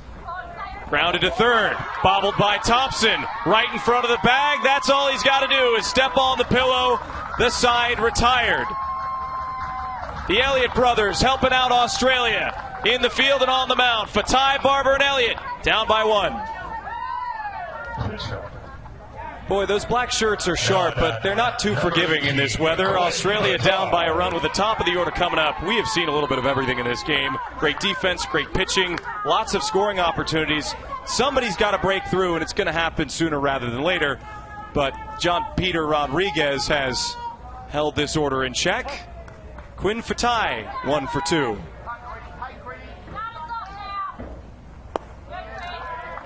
You would think that it really needs to start with the top of the lineup here for the Australians if they want to regain at least a share of the lead, if not regain the lead altogether. Getting a couple of guys on with their top 2 hitters, Fatai and Barber, will be an important metric here as we move forward. Outside corner strike, 1-1. If you're Australia, you'd love to have Fatai's speed aboard early. They got that with a leadoff single in the bottom of the first inning.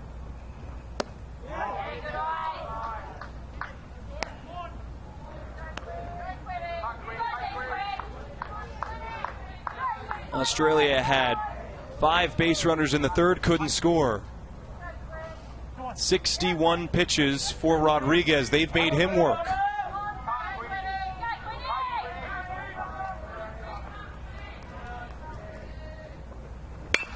Ground ball to short. Ruiz backhands. His throw is sailed over the wall. That's got to be... Is Titus okay? That's the main question. He's running our first base camera. He's got the baseball. Titus has the baseball. Way to go, Titus. So Fatai is... time you make a play down there. Fatai is going to be safe at second. Titus looks like he's played a sport or two in his life. Yes, he does. I'm more concerned about what happens to Titus on this throw. Man, ground ball and airmail, but a great arm. I mean, here's the one thing I'm thinking about is that is an excellent arm. Glad Titus is okay up there. Good fielding. See, that's how you do it, folks. You just go down, you grab the baseball with your bare hand, and that's how you make those plays. Good job, Titus. Cooper Barber fouls one back. And credit to Titus. He's a true professional. He didn't want to take the souvenir home to put on his mantle. He gives it right back to the umpire. Well, based on what I've seen from his son, Titus might be watching a lot of baseball games throughout his life. He's got a good little couple sons that play some really good baseball. So a huge mistake, and Barber has another chance. But he's behind in the count 0-2. He's been the best hitter for Australia, but has yet to get going in this game. Reached on an error and struck out looking. Again, runner on second, nobody out. That has happened in 4 straight innings for Australia. They've only scored 2 runs. They've had opportunities. Let's see what they can do with another one. You just have to believe that at some point, the Caribbean, the way that they've been getting on bases, they're going to put up a big number. So I feel like Australia might need to just get out ahead of that. And if they don't, it might be an uphill battle. They're already down 1, but they need to find a way to at least climb even with the Caribbean, if not move ahead. 0-2. That was by the knuckles of Barber. Maybe a little higher, almost gave him a shave.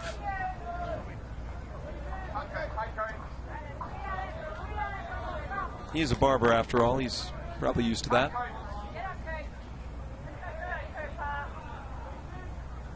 One, 2.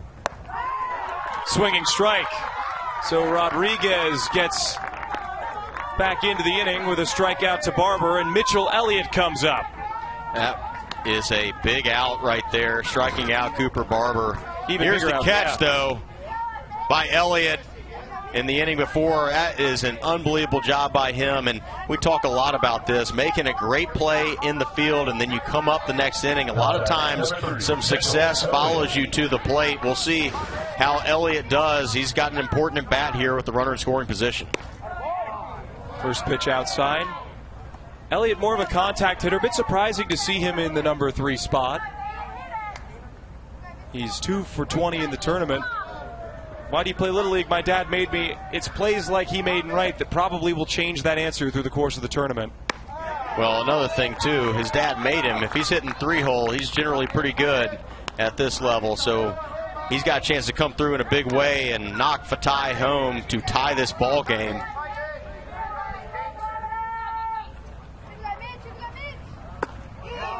Good take. 2 balls and a strike. How important is it here, if you're Australia, to not go up to the plate with the intention of walking? You've got to go up there trying to hit, right? Yeah, well, you got to look at you got to make sure you swing at strikes, and I think that he's done a pretty good job so far of looking at strikes and swinging at them. See how it continues over the course of the at bat. And another good take by him. But if you're the Caribbean, this is obviously, you've had a lot of moments where you've had runners on the base pass via an error or a base hit or a walk, and they've gotten out of most of them. They've found a way to get out of these jams. Another one here for Rodriguez with the tying run on second base. 3-2. In the air to center. Going to be tough to run on Cruz. It's hit right at him. And Fatai won't even try. You're a poet and you didn't know it. Ball was hit pretty hard by Elliott right at Cruz in center field, so that'll be the second out of the inning, and another opportunity for the Australians with a runner at second, nobody out, and they're not able to do anything with it yet. But Benjamin, who has had a nice tournament, is up to bat.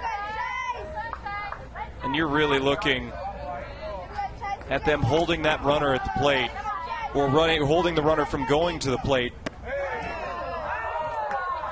which ended in a 0 for Australia in the bottom half of the third. This game would have been tied.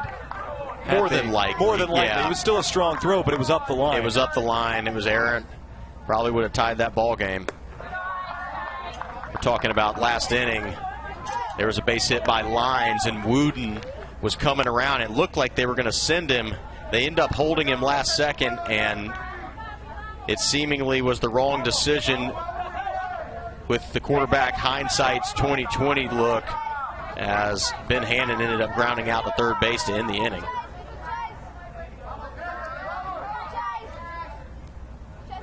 (2-0) on the ground, left side.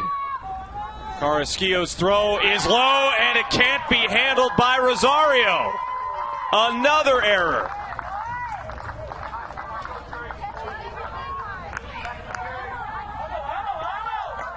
It's there for the taking for Australia.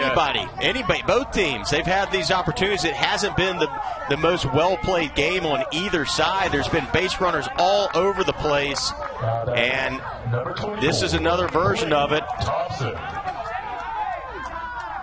Throws a little low, but you almost expect Rosario to dig that one out, unable to do it. And here we are. Estrada with the throw across from the infield. Carrasquillo now at second base. That's going to be an E3, so error on the first baseman. Thank you for picking me up on that change. Carrasquillo played really well at second.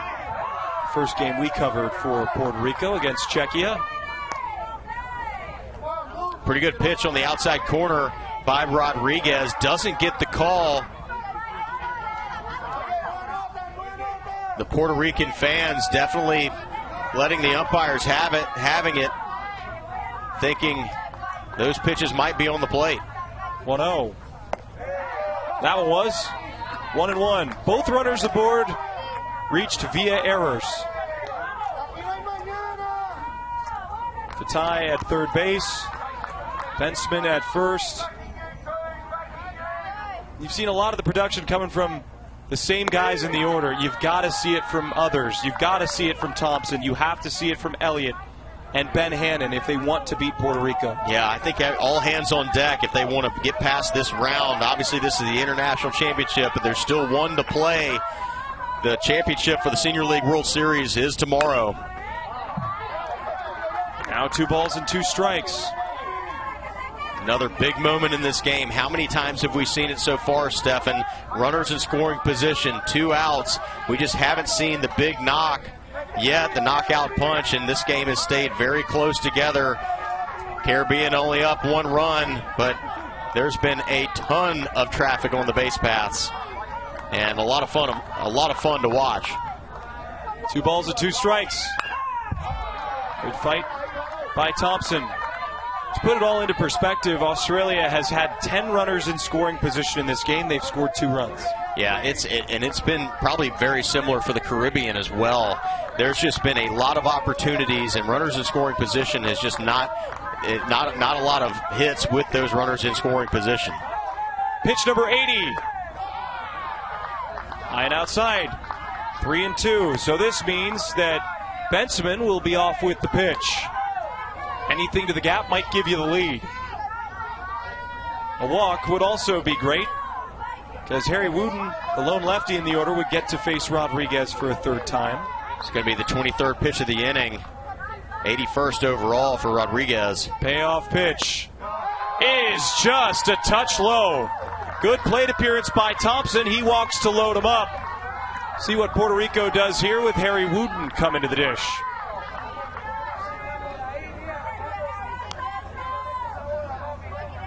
Bases loaded now. Here's the last pitch, the 3-2 pitch to Thompson. He took it standing still. Yeah, and just looks a little bit low. Pretty good at bat. And a strong pitch, but just falls a little bit below the zone. So we'll see a meeting on the mound. Doesn't look like they're going to pull Rodriguez from this game. 81 pitches. Remember, the max is 95. So if Australia can keep it close or tie the game, in all likelihood, they will get into Puerto Rico's bullpen with some pitchers that they probably didn't want to have to use. Sure, yeah. But, I mean, the fact that they've only played a few games in Puerto Rico is got to be – they've got to have a lot of arms rested. So you would think that they would have a good stable to turn to in that bullpen as we move forward. But I just can't believe the amount of base runners we've seen and the lack of runs that they've scored so far. We've been talking about it a lot, but there has not been a knockout punch or a big-time hit with runners in scoring position. Let's see if that trend ends right now. Big hole on the right side. Carrasquillo tries to plug it by taking a few steps over to his left.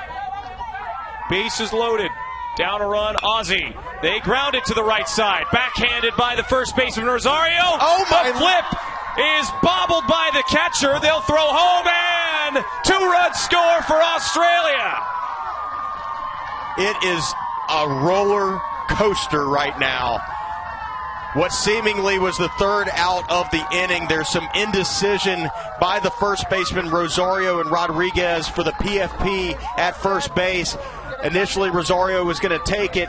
Rodriguez continues to march towards the bag, and the indecision shows up right at the end when Rosario decides to flip it at the last second with Rodriguez not expecting it. See, he looked away from it, and next thing you know, 2-run score here for the Australians, and they take the lead. Unbelievable. That's the 2nd run. Benjamin, who's scoring. Fatai with the 1st run. I mean, I don't even know how to talk through this anymore. An unbelievable turn of events. 2 errors with 2 outs. 3 errors in the inning. That's the 3rd error for the starting pitcher, John Peter Rodriguez. 4-3 Australia leading.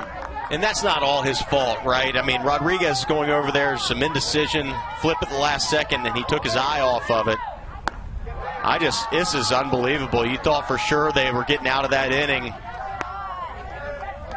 with no runs scored after the ground out to the first baseman, but unfortunately the PFP gets away from him, and Australia is back up This is a seesaw battle, and as bad as some of the fielding has been, it has been a lot of fun to watch. This is an entertaining group on both sides. 2-0 pitch. Now up to 85 pitches. It didn't look like there was a chance that Rodriguez would run out of pitches this inning. If Beasley reaches, that's a very real possibility. 2-1. Outside, 3 balls and a strike. Now you have the lead here. How aggressive are you willing to be if you're Beasley? I think you get ready to hit. If you get a pitch to hit, this is the time to do it. A walk, and you get Riley Lines up, who's already 2 for 2, so that's a positive, but you're not thinking about that if you're Beasley. You're thinking about trying to get a good pitch to hit and driving it. 3-1. Inside corner. Nice pitch by Rodriguez. 3-1, and he dots the inside corner right here to Beasley. That was an important pitch, but it is 3-2 again. The runners will be off with the pitch, and that's a good thing as Thompson is at second, gets a little bit of a head start. Payoff pitch to Beasley. Here it is. Handcuffed him. Grounded to the left side. Estrada raging. His throw is dug out by Rosario. That saved a run. What a pick by Rosario. This probably saves a run. A strong throw by Estrada, the third baseman, but an excellent pick by the first baseman, Rosario. I'm telling you right now, another run scores here. A strong throw, but in the dirt, and a great in-between pick by the first baseman, Rosario, who will hit third next inning.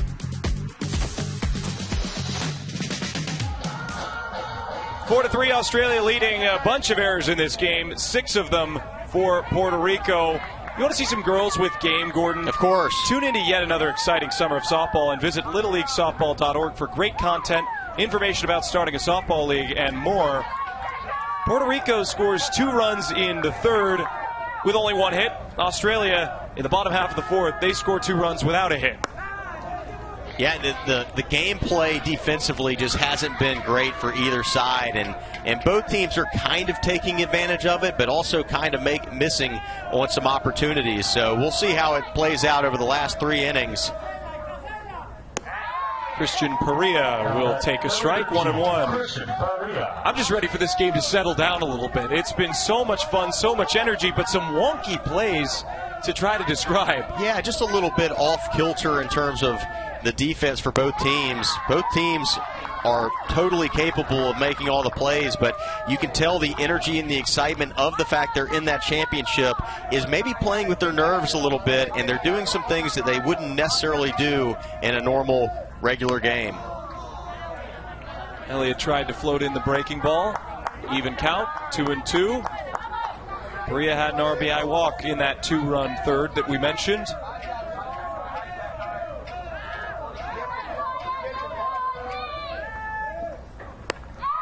And he's down on strikes. Elliott beat him to the spot.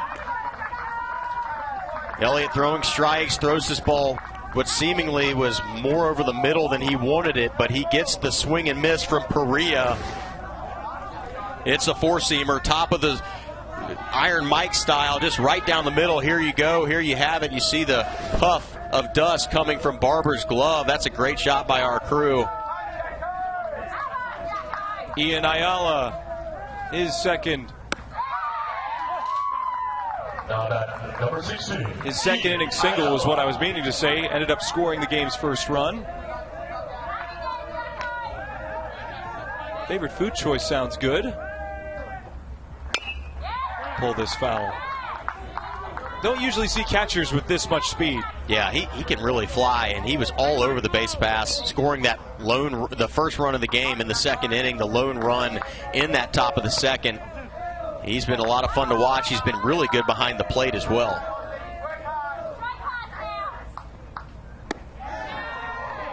That was close.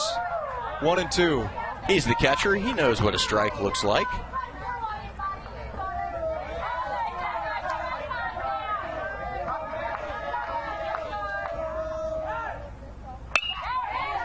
Hit to third. Thompson knocks it down. Finds it. His throw to first is in time. Good presence of mind to stay with that baseball. There's your second out. You know what? I also really like the fact that Ayala right there choked up on the bat 2 or 3 inches, and that's a really good idea as a hitter. When you're down in the count, you just look at that. He's 2 to 3 inches off the knob of the barrel, knob of the handle, and that's so he can find the barrel of the bat, and he does find it. A really good job by him. Hits that ball hard right at Thompson, the third baseman, but Thompson doing a good job to get the out. This is dumped into center, a 2-out single. We've heard some solid pieces of contact from Puerto Rico. They haven't gone very far in this game, but it doesn't feel right. We've talked about so many people in our production crew. We haven't talked about the people who make the sounds of the game happen. Joe Sparacino is our audio mixer, and our audio assistant Kevin Smith have done a great job the entire tournament. We have had excellent sound. I mean, just for us, that's like everything, is being able to hear all the crowd and the excitement and the energy of the crowd. We're obviously cooped up in the air condition, which isn't the worst thing. Ground ball to third. Thompson's got this one. His throw is perfect, and a strong inning from Elliott and the Aussies. Bottom 5, they look to build on the lead. Find out if they can do it here on ESPN. Bottom of the 5th inning, 4-3 Australia leading. This real story is the errors. 10 errors combined between the two. They have the same amount of hits. They've had pretty much the same amount of opportunities, but the errors have been the difference. Puerto Rico 2 more errors than the boys from down under. Yeah, some sloppy play so far, unfortunately, on both sides, and the scoreboard shows it. Doesn't show it as much as you would think it would, right, with the score being 4-3 and 10 errors, but here we are. Bottom of the 5th, Riley Lyons, who's had a good day already at the plate. He's been clutch for Australia. 2 for 2, 2 singles, 2 runs batted in. He's up to 6 hits for the tournament, hitting .500 as a body of work in the Senior League Baseball World Series. 1-0 on the ground to third base. Estrada shuffles and throws to first in plenty of time.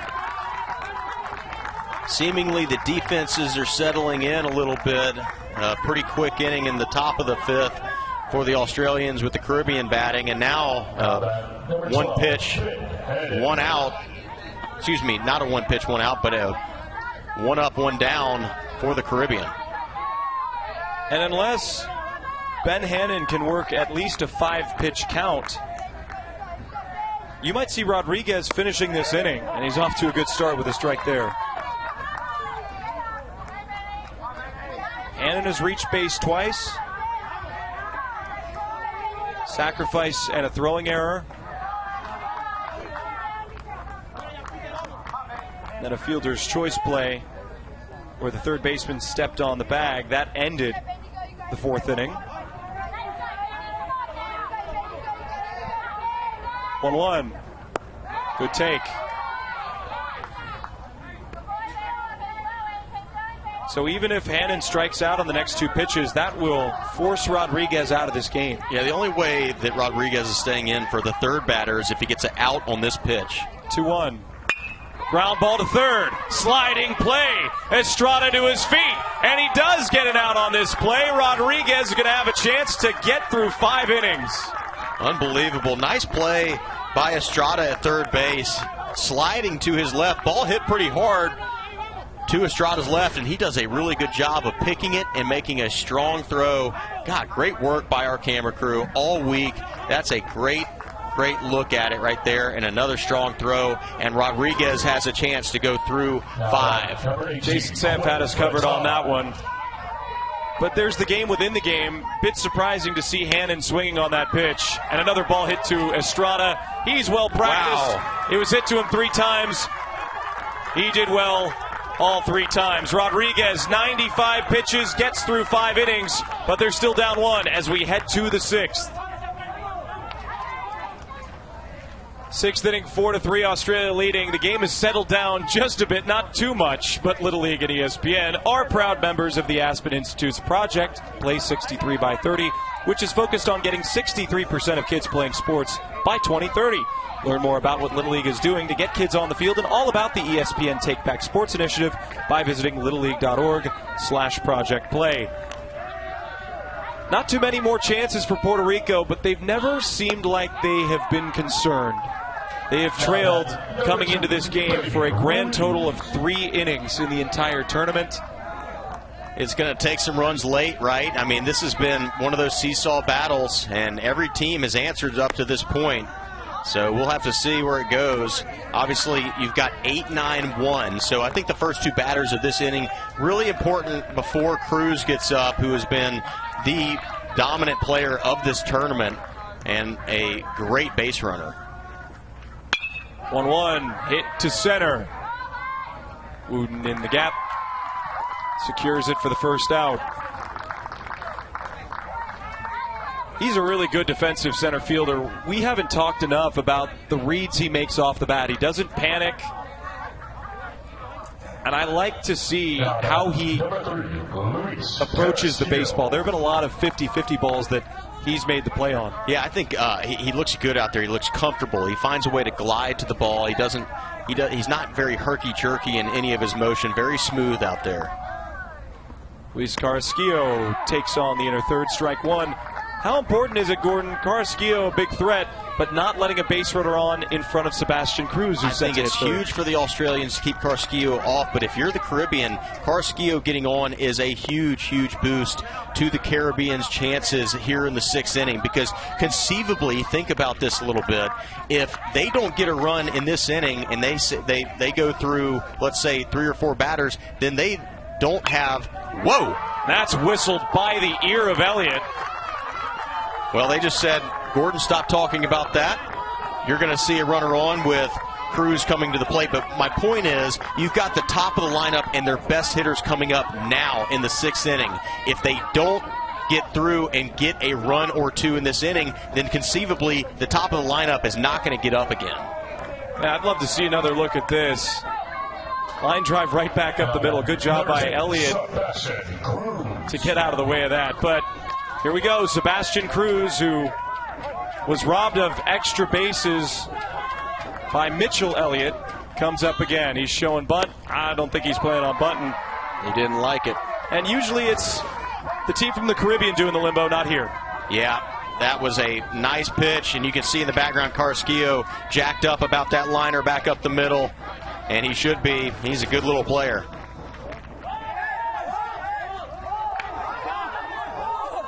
And they're trying to call for a balk against Elliott. The umpires didn't see it. I think everybody seemingly on the Caribbean team thought so. 0-1 to Cruz. And the tension is heightening right now on Jackson Elliott. Elliott steps off. You can hear Barber saying behind the plate, focus on me. Let's go. Step off. Let's go.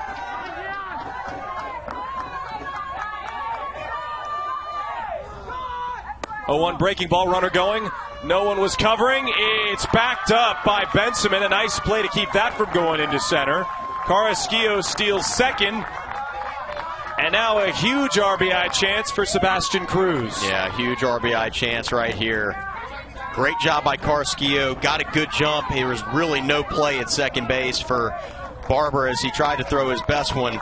I think they're going to talk about this a little bit because obviously you want to be careful to Cruz, but then you have Rodriguez backing him up. There's really no, even with the base open, there's nowhere to put him because if you put Cruz on, they're going to steal second and third almost automatically, and then you've got the go-ahead run on second base. So a really precarious situation right here for the Australians with Carrasquillo at second and Cruz 1-1 at the dish. Ball on a strike, infield creeps in. It's smoked past the glove of Beasley. They're going to hold Carrasquillo. He was flying around third, saw the stop sign late. Then Sebastian Cruz has another multi-hit game. I'm not sure I understand this. Beasley was creeping in almost in thinking that there could be a bunt, and he's so far in, he's unable to handle this ball that he probably would have been able to handle if he was a little bit further back in the infield. Either way, it's first and third, and the Caribbean has something cooking. We're going to watch again. Watch how far Beasley is in, thinking there's a bunt, and unable to catch that. I don't know if I could have caught that standing there at first base. That ball was smoked. And it was a really strong throw. Carrasquillo almost ran through the stop sign. And Cruz is running. Barber pump fakes. So Sebastian Cruz just does what Sebastian Cruz does. Yeah, stole that base, no problem. They're not going to throw it down and risk the tie ball game, but this is a lot of tension, second and third, only one out, and one of their best players at the plate in Rodriguez. You brought it up earlier. It's a good thing for Australia that they took a lead. Not a tie, not being down a run, took a lead, because it's not the worst thing in the world if this game gets tied, but it could have been almost an insurmountable advantage for Puerto Rico had they not put together a couple of two-run innings. Totally agree with you. The lead is important at this point. It's always important. Oh, no. And that bounces away. Here comes Carrasquillo. There won't be a play at the plate. And the leading run is now 90 feet away. It's 4-4. Haven't seen a ball get away like that in a while. It looks like this pitch was spiked, and it went off the helmet of Barber. What can you say about this Caribbean team? They are menaces on the base paths.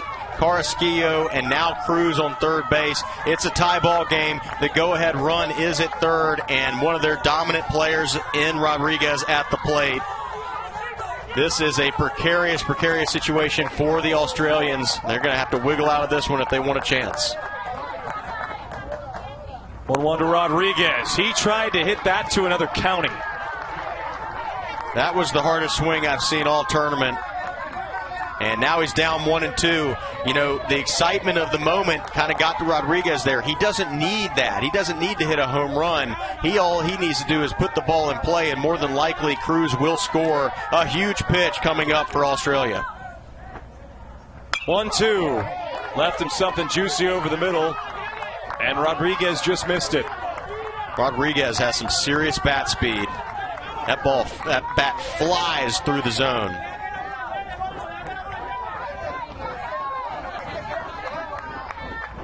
One, two.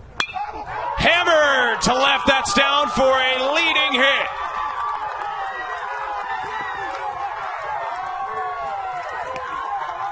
Puerto Rico is amplified to the max. 5-4. Wow, what a turn of events. Got the first out here in the top of the sixth, and then all of a sudden, base hit, and the Caribbean is up by 1. 5-4 here with only one out in the inning. Fabian Rodriguez, just absolutely smoked that ball to left, and you kind of saw it coming the way he was taking those hacks. They're going to make a pitching change. And while they do, we will take a pause here in Easley. 5-4 Puerto Rico in the top of the sixth. The unrelenting offense of Puerto Rico has shown up in the later stages of this international final. Stephen Carey and Gordon Beckham, you see the score, 5-4 they lead after a pair of runs came across. Carrasquillo and Cruz, Fabian Rodriguez with the leading RBI single. And now Australia's got to go to their third pitcher, Lachlan Firth, against Julian Estrada at the minimum. It's been a seesaw battle, but every time the Caribbean has scored, Australia has answered. So if they can keep it to one run, they still have a chance here. But if this gets more out of their reach, say 2 to 3 runs, the Caribbean's got a stranglehold on this game. So while the last couple of runs have been important, the next couple could be deadly for the Australians if they do come across. Lachlan Firth's dream job, as you just saw, is to be an electrician. He's trying to provide a spark to his offense and get them out of this inning quickly.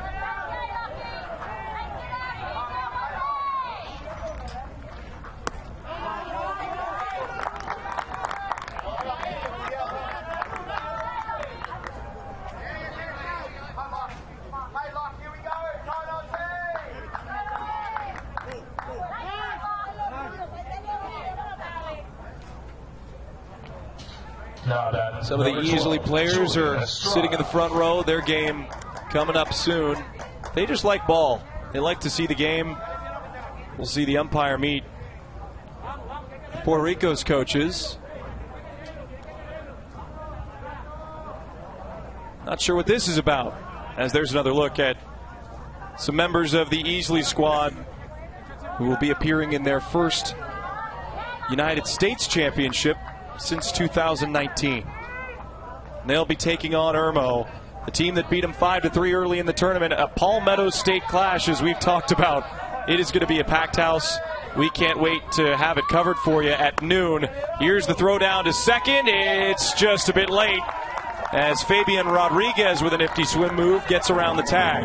I'll tell you what, this Caribbean team can really run the bases. I mean, they have just been stealing bases left and right, all over the base pass. 3 stolen bases so far this inning.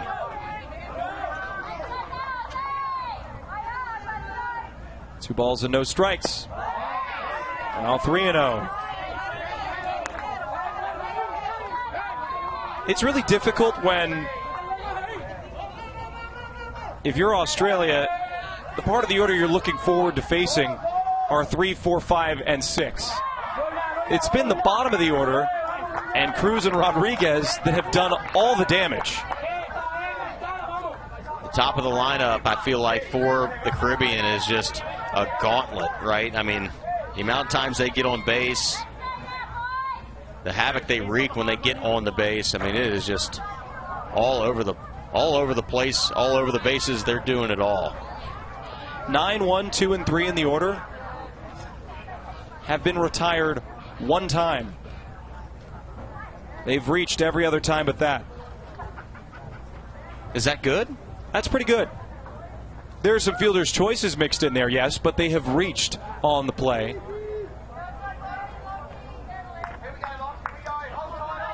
Gotta love a smoothie. Strawberry banana, maybe? That's pretty good. Maybe we should get one in between. We should. It's not quite a slush puppy, but I don't know if we'll have time to do it. Nice frozen beverage. Pinch hitter in for Puerto Rico. Both runners going. Barber's throw to third, and Thompson uses his body to keep it in front. More stealing for Puerto Rico. They're not content with just a one-run lead. They're trying to take a sizable lead in the 6th, and that feels like a good strategy. They have been running at will. The Australians just haven't been able to find an answer to hold them to a certain bag, and big moment here. Swing and a miss from Kadrian Matos. We saw him pitch the other day. Wouldn't be shocked if he comes in relief of Jean-Peter Rodriguez.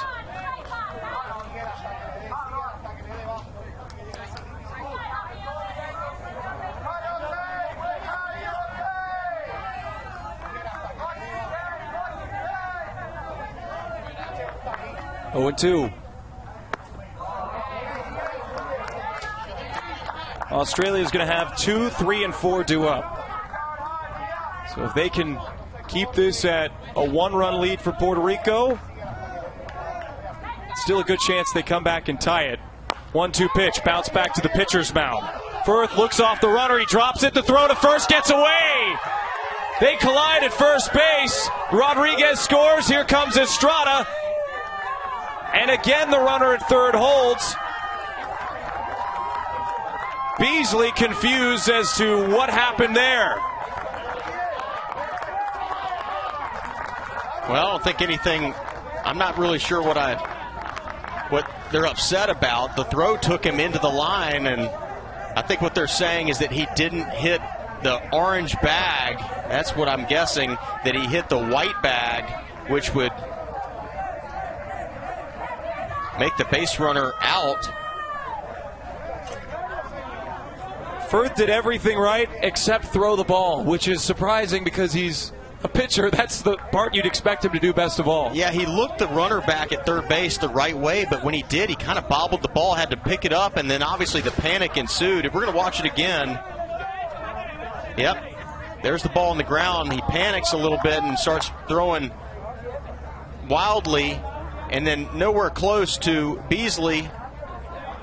And what Beasley, I think, is saying is that he was running in the base path versus that orange bag, which is where the base runner is supposed to hit. So what is the ramification here? Umpires are going to meet and look at this, and this would be a very pivotal turn of events. Going to be tough to overturn, though.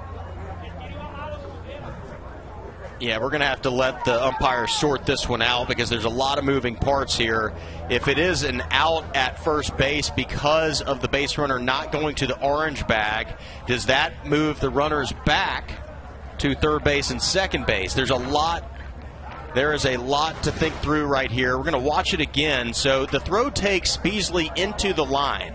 I think what Beasley and the Australians are saying is that I couldn't get into the line because the base runner, Matos, was going to the white bag, which is the reason they have two bags is so the base runner can run through the orange bag on the right side that is out of play. But as you see, he runs right into the white bag, which is not what they're allowed to do.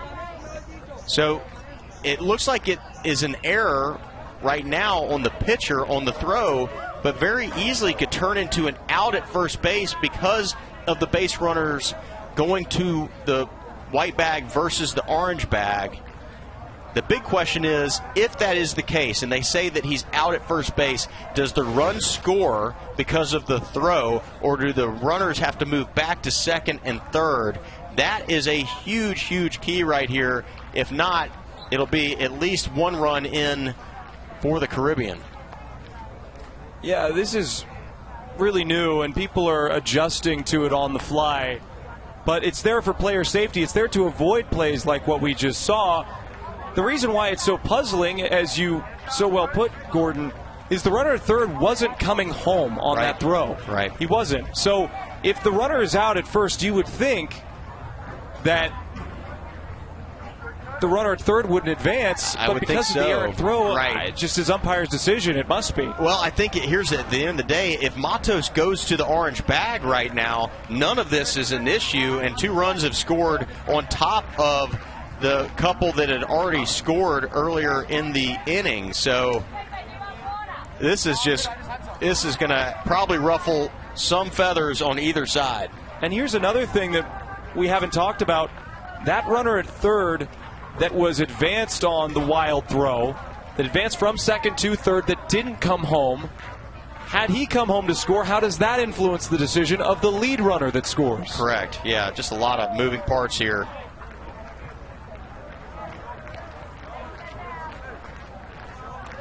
So Chris George is getting an explanation.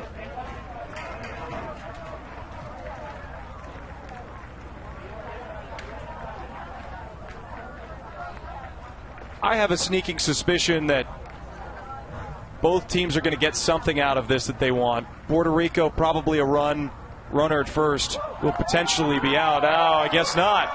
Puerto Rico says everybody's safe. There wasn't a signal given, but... Yeah, we're inferring a lot right now, but based on what I understand... Estrada is still at third base.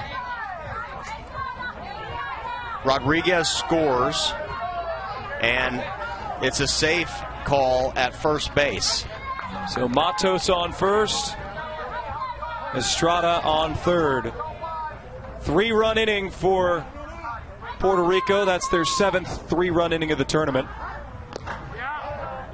I should say 7th inning of 3 or more runs.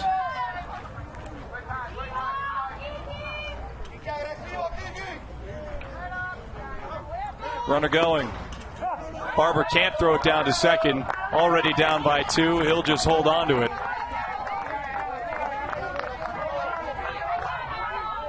So as it stands, 6-4 right now, second and third and 1 out. This has a chance to unravel for the Australians if they don't get a couple of outs without some run scoring.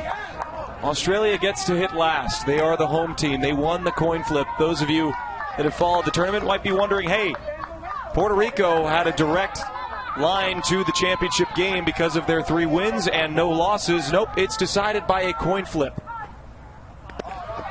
Good block by Barber. Good pick by Barber right there to save a run. If that ball gets away, that's another run. It would be their 4th. The next run that scores will be their 4th of the inning, and they've taken a 2-run lead. This could be more runs with 2nd and 3rd here with only 1 out. 2-1. Barber thought he lost it, got enough of it to keep it in the neighborhood. 3 balls and a strike. 2 sides of the bracket have major differences. Say on the U.S. side, the defense is a little bit cleaner. Typically on the international side, the pitching has been better. Pitching and the base running. 3-1. On the ground to 3rd, and that hung the line the whole way. A really good look at it for Dave Fry out of Fort Pierce, Florida. So he was well positioned for that call, full count. As we watch the replay, just right down the line, hugs it all the way. You can see it kicks up that chalk, but then kicks left, and when it does, it doesn't go over that bag, so it's a foul ball. But Ayala at the plate looking to really put some distance between the Caribbean and Australia.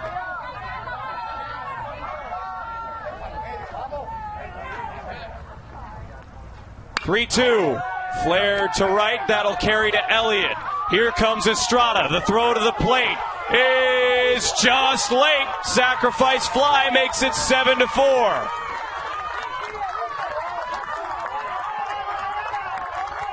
Good job right there by Ayala, putting the ball in play and doing a good job to hit it deep enough in the outfield to get home Estrada. There is a play at the plate, but Estrada with the good wheels slides in before the tag can be put on him. And it's 7-4 Caribbean. Can come back from 3.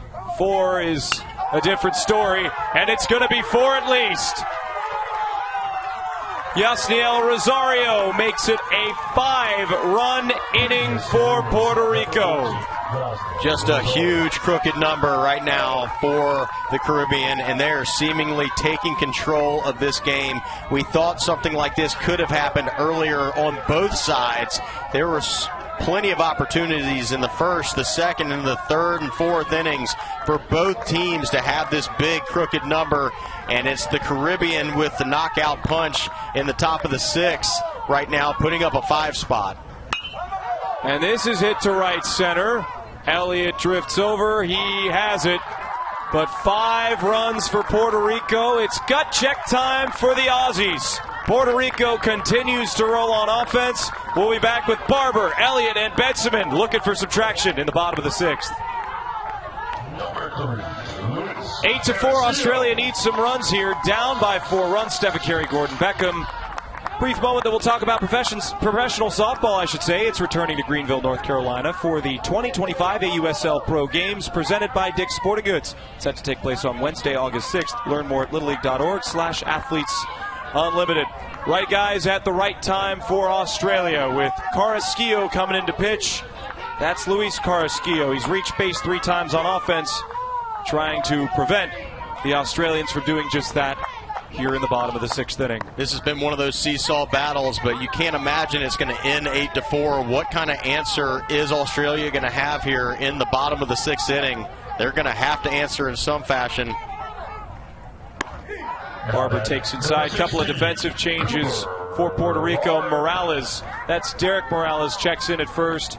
You have Estrada at second base and Rosario at third. 1-1.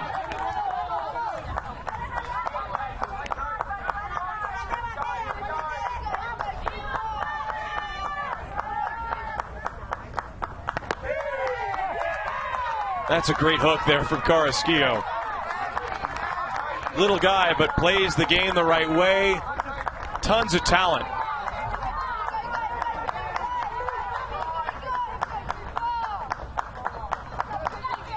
Delayed delivery, 1-2 pitch. Just foul.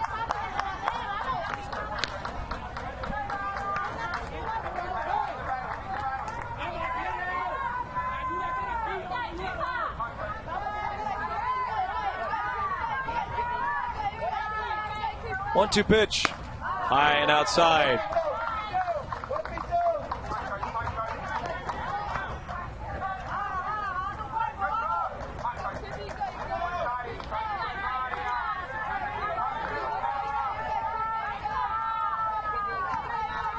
Two. Just a bit high. 3 balls and 2 strikes. Worst thing that could happen for the Caribbean is to have a leadoff walk be issued. They can obviously skate around that, but you don't want to give a guy a free bag after you score 5 in the top of the inning. 3-2. And that's exactly what happens. So a little bit of life right now for Cooper Barber and the Australians. He takes a walk to lead off the bottom of the 6th.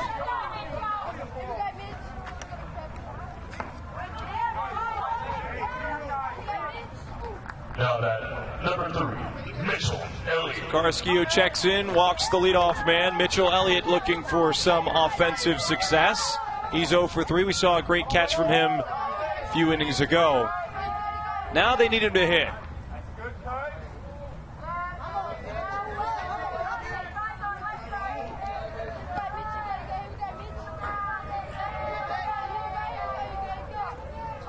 Barber at first, leaning over. That's golfed back toward us.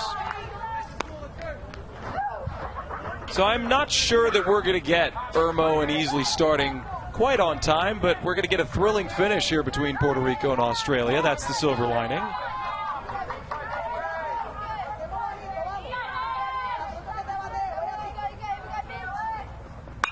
Breaking ball is guided into center. Cruz camps under it. There's the first out of the 6th. Good answer right there by Carrasquillo. Walks the first guy and then is able to get an out on the second batter, Elliott, just getting him to fly out to center fielder Sebastian Cruz. And I know Australia probably feels like they have to get all these runs back, but look at where they've had success, is creating chaos against Puerto Rico's defense. As Benjamin drives this to right, that's down for a hit. His second hit of the game, the 3rd time he's reached base. Really good piece of hitting. Yeah, I like that. He hit a ball in the left center gap earlier that was absolutely tattooed. This one, the same variety, but just right center. Hit very hard. Liner back. It's just a fastball out over the plate, and he's got a really solid swing. Stays through the ball really well. And right to Sebastian Cruz in center field. The Australians trying to answer right now. They've got Thompson at the plate, 1st and 2nd, only 1 out. An opportunity here to maybe answer a few runs back. Carrasquillo's pitch. Strike 1. We've said it's somebody outside of Fatai, Barber, Benjamin, and Beasley will have to step up. Blake Thompson uniquely positioned for that moment. High chopper. Let's see if he kept that fair. It's charged in by the 3rd baseman. His throw to first is just barely in time. There's your second out, but both runners advance 90 feet. It looked like Thompson kind of waited to run, thinking it might be foul, and it ends up costing him as this ball bounces back kind of into fair territory. He thought it might have hit his foot, I guess. It doesn't, and a nice play by the first baseman turned 3rd baseman Rosario, throwing on the run. I think that what Coach George is going to say is, did that hit off his foot? But I don't think it's going to be overturned at this point. And if he's hustling out of the box, he might beat that out. That might be bases loaded, tying run coming to the plate. Yep. We're going to watch the swing again. This is real close to his foot, and that's what I thought I saw. And it's really close, but it hits the dirt. I mean, now, whether that hits the edge of his foot, I remember many times like this, when you chop a ball into the ground, sometimes it just grazes the edge of your foot. The problem that Thompson's going to face if they go to look at it is the fact that this isn't going to be overturned. It wasn't called on the field that it hit his foot. Now, if he stops right there, he might get the call. So Chris George is going to ask for a review here. And I think this is the right call by Coach George, but at the same time, do you see anything that's going to overturn that? I don't see something that could overturn what we see on the film.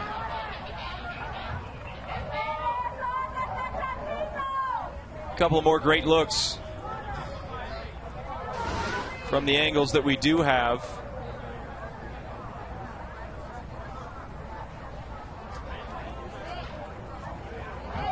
Yeah, I mean, it just looks like it probably, the dirt and the impact probably hits right next to Thompson's foot. Whether it actually hits his foot on the way down, we're just never going to know. It happens so quick. I mean, you can just surmise, yes, it hits close. And does it graze the edge of the foot? Maybe, but I'm not sure that they can deduce that it actually does that based on the film and how quickly that ball hits the ground. There's only so much breaking down of this play that we can do. It's either a foul ball or it's not. But Josh Harper doing a great job replaying this back and forth for us down to the absolute moment of impact, whether it's with the dirt or the foot, it doesn't matter. But also, Mike Castle, our video engineer, has helped us out all week long. This is a really, really good look at something that I personally don't think is going to be overturned. I agree with you. I think it's tie goes to the call, and the call was did not hit his foot and then out at first base. Now, silver lining is the runners do move up to second and third, so a hit right here by Harry Wooden, and you cut that lead in half, which kind of needs to happen if you're Australia.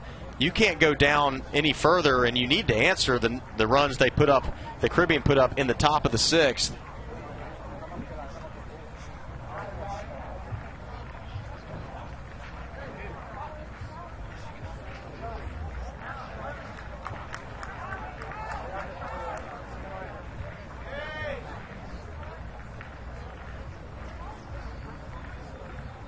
A meeting of the minds there at the third base bag. Another meeting of the minds. A lot of meeting at the minds.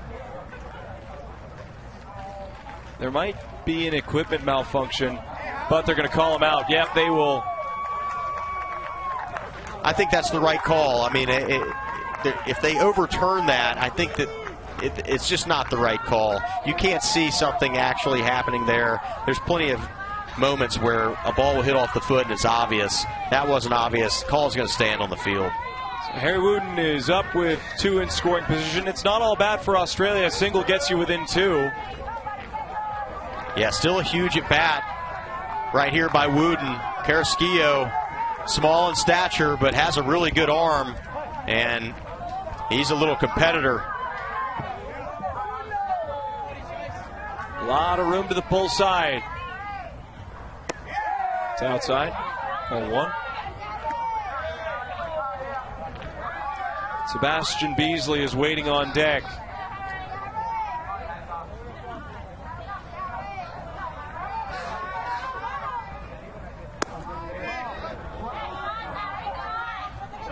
And if he hits that ball between first and second, they're daring that runner at second to try and streak around on Rodriguez's arm. Yeah, if you're Benjamin, you really want to try to get a good secondary, but also know that the shortstop's behind you, so watch the back pick.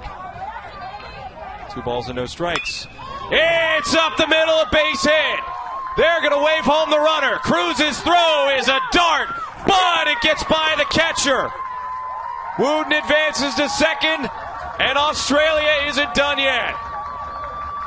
What a swing right there by Harry Wooden. He cuts the lead in half. It's now 8-6. And a runner on second base for Beasley. This could be a 1-run game if Beasley's able to get a 2-out knock. What a game we are being treated to right now, Stefan. You get the feeling Easley and Irma won't be this high scoring. Two different styles of baseball, 2 different brands, but either way, they're both compelling. Beasley searching for his first hit. There's strike 1. You get this runner home, it's a one-run game, and you can breathe a whole lot easier. Ideally for Australia, they keep the line moving, tie the game, then set up the top of the order to win it in the 7th.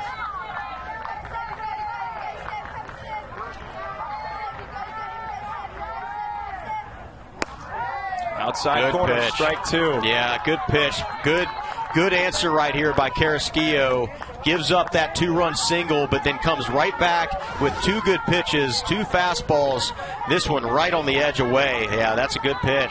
0-2.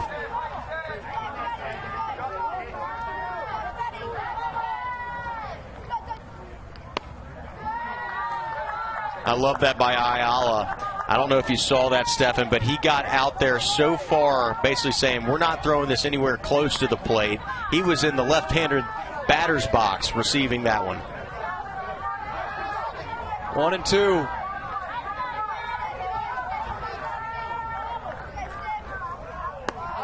Breaking ball stayed high. Hasn't had a lot of success with the breaking ball, so I assume he's going to go back to the fastball. So if you're Beasley, you got to recognize that and see if you can jump all over a fastball if you get it. But then how you counteract that if your Carrasquillo is a well-located fastball.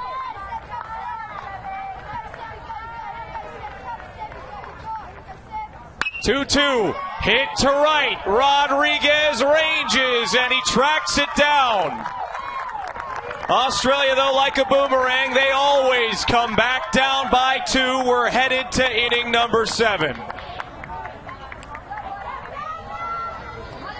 Our next game, South Carolina, from Irmo, South Carolina, just outside of Columbia, about an hour and 45 minutes away, versus Easley at their home ballpark. This might have been the most intense game we were treated to all tournament long. It's a rematch for the U.S. Championship. High stakes, a lot of fun. Potentially at noon, potentially later. We'll find out after this game ends. But right now, Puerto Rico's looking for some runs of insurance. And they're going to have to face a new pitcher. It's Sebastian Beasley. Colin Sexton checks in at first and nearly cracks the ribs of Fabian Ruiz. Ruiz with a acrobatic jump to get out of the way of this one. Was going to fake a bunt, it looked like, to start the inning. And that ball came flying in or ticketed for his ribs.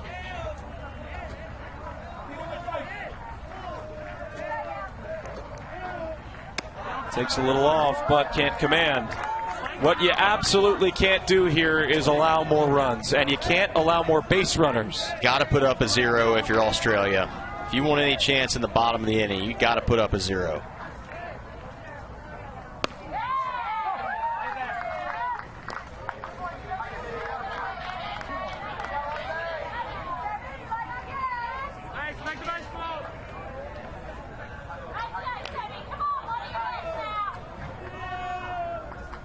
Two, 1. 3 balls and a strike. Daunting part of the order. Ruiz is 0 for 3, but Carrasquillo has scored 2 runs, and then you've got Sebastian Cruz. The bottom has fed the top in this one.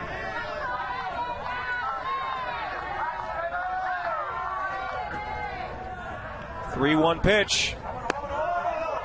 And a leadoff walk. Not ideal if you're Australia.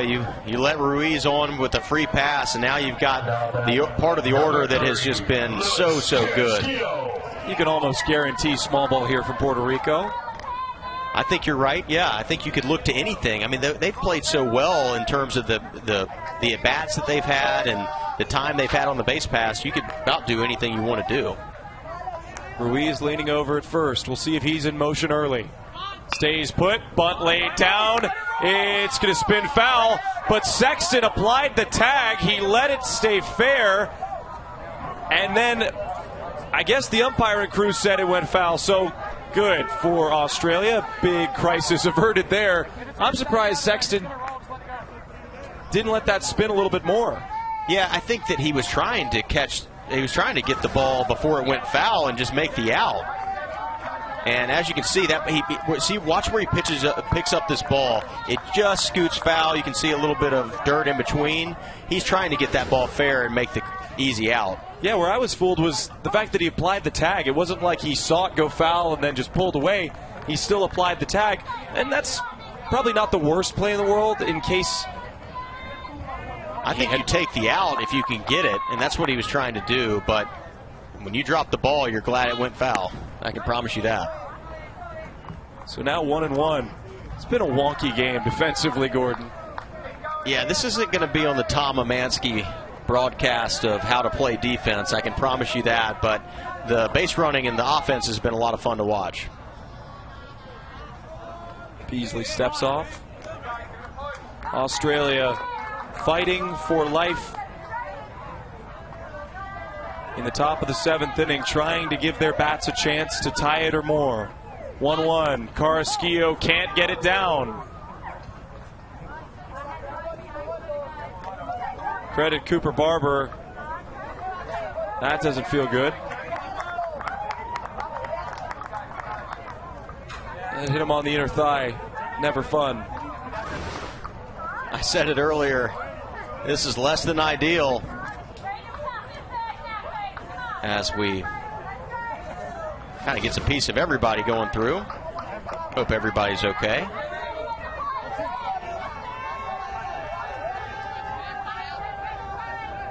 Showing bunt with 2 strikes. Plan is clear. He gets it down. Beasley fields, spins and throws to first. There's your first out of the inning.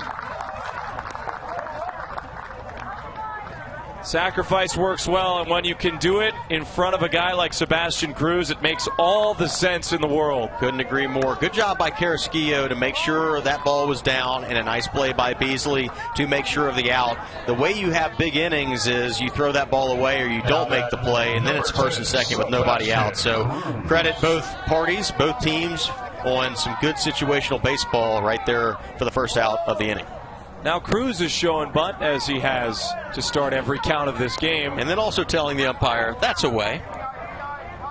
Great view of the strike zone.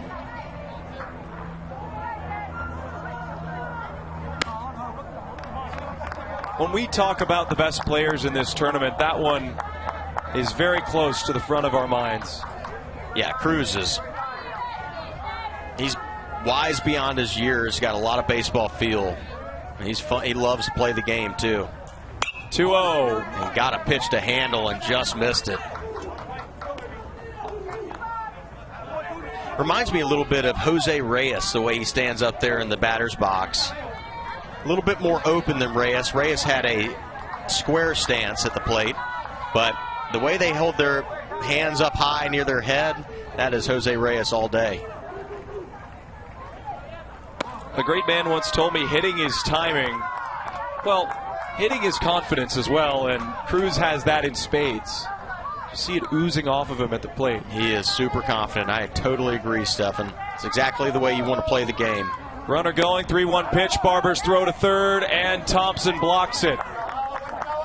That's 3 or 4 throws down to third that Thompson has had to use his body to keep in front. Yeah, it hasn't been a great day for throwing for Barber behind the plate, but the jump is one where he probably should just put this into his pocket, because there's no way he's getting Ruiz at third base with that kind of jump. And now, what a great job by Ruiz to get to third base with less than 2 outs, and one of your best hitters, if not your best hitter, at the plate in Cruz. And now he's got a much easier at bat. A fly ball scores and adds a big-time insurance run.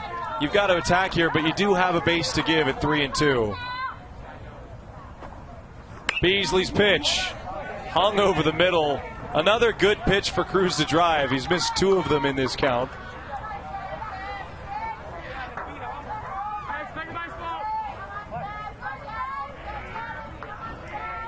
He has some great soliloquies as he fouls pitches away. 3-2. We'll see it again here. The problem is, if you put him on, you mentioned that he has there's a base open. There's 2. That base won't be open for very long, as he will steal the first pitch and be on second base, and it'll be second and third. So you got to go at him. 3-2. They lost him, and he flips his bat. Great catch by Barber to prevent a run from coming in.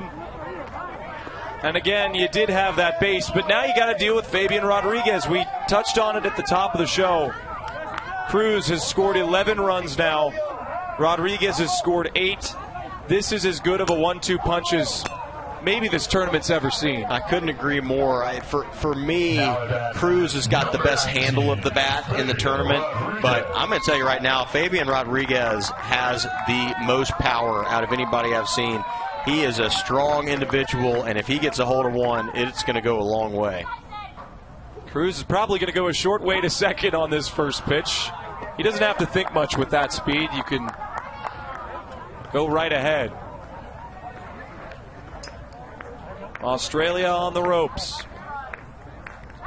Down 2, manageable. Down 3, not as much. Cruz running. There's not going to be a play.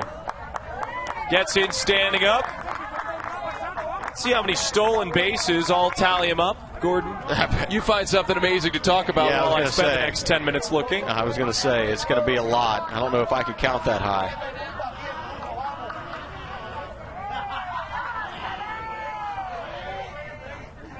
Ten stolen bases for Puerto Rico.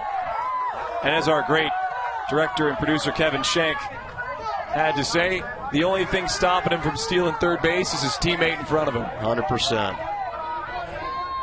Ball and a strike to Fabian Rodriguez.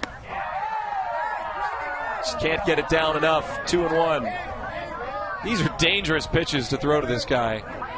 Loopy breaking balls. And they've been selective. They've been content taking their walks.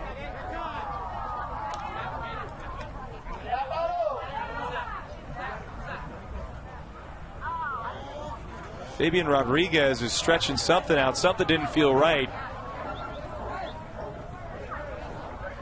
Might be cramping a little bit. Yeah.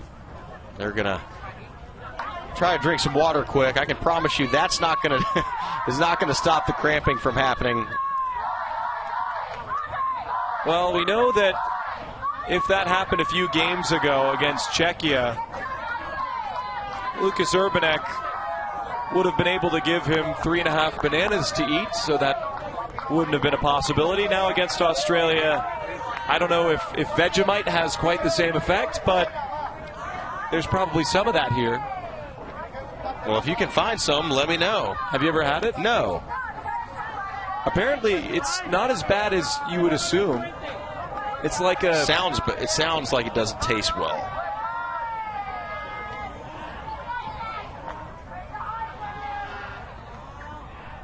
(2-1) in the air to deep right. Elliott is going to have to settle with just the first out. So there's your second out of the inning. Nice sac fly by Rodriguez. Cramping or no cramping, he hits that ball into deep right field, and that's a 3-run lead now for Puerto Rico. An important insurance run here in the top of the 7th. It's going to take a wonderful effort by the Australians in the bottom of the 7th to get back in this game and tie it up. But they're not done yet. 2 outs, still man on third base. So Estrada hits one high in the air to left.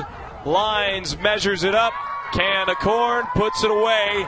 And now a 3-run lead for Puerto Rico with a run of insurance in the 7th. We're going to the bottom of the 7th. Last chance for Australia in the tourney. One more chance for Australia, who find themselves down by 3 runs. Stephen Carey, Gordon Beckham at JBO and Sports Complex. Fans enjoying, and they're starting to flood in for the second game of the day, which will feature 2 teams from South Carolina. But Australia has had one heck of a tournament. They could have a miraculous comeback here, but they've got to go through Puerto Rico and Luis Carrasquillo. At least 3 runs, and the best way to do that is to start with a base runner. I agree, and I was speaking to my good friend Peter Moylan, also from Australia. I said, any words of wisdom for the boys? And he said, no one plays the underdog role better than us. Shock the world. The down underdog, as it were. There it is.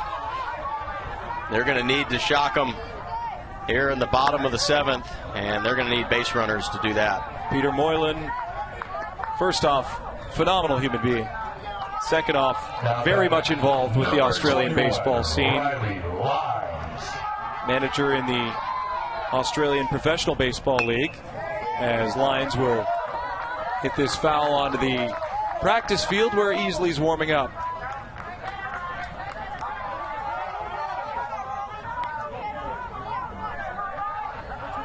I believe it was the Melbourne Aces that Peter Moylan was the manager for. I know he managed. I don't know the name of the team, but knowing you're probably right. It's either the Aces or the Sydney Blue Sox. They sound like rivals, though, so if he's listening, he might be upset that I would ever associate him with either. This one's hit to center. Cruz, a good jump. There's the first out. Lions hit that one on the screws and is frustrated with the great defense of Puerto Rico. Yeah, this is just a really good jump by Cruz. It looked like it might fall, but as soon as I look up and I see Cruz already taking 2 or 3 steps before that ball's even gotten past the pitcher's mound, you just know that he's going to be camped under it. He's a good little player, and he's shown it all tournament. It looks like he's going to have an opportunity to play in one more game, and that game is the big one, the Senior League World Series Championship, where they'll face possibly the winner of the next game. One South Carolina team, that's for sure. Number 17, Blake Sexton, who checked in at first base. Top half of this inning. Will be the second hitter to face Carrasquillo in the 7th. 2 outs left for Australia.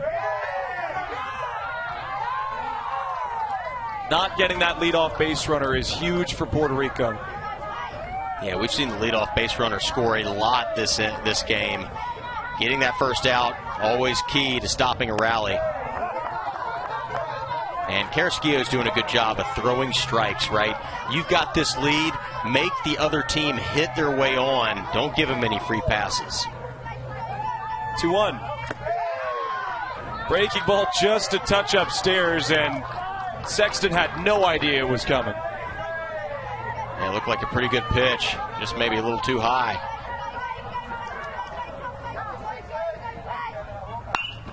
Hits it on the ground to second.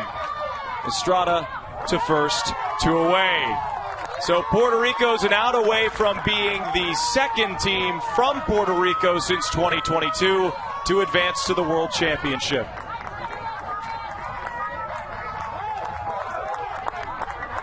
They're a good team. A lot of sloppy play defensively on both sides today, but they clearly are the cream of the crop on that international side, and they've got one more out to get for the international title, but an opportunity to play in that Senior League World Series final. Strike 1.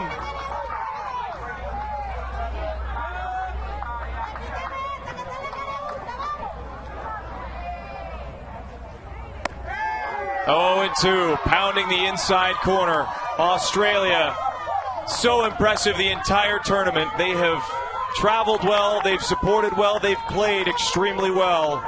Are down to their final strike.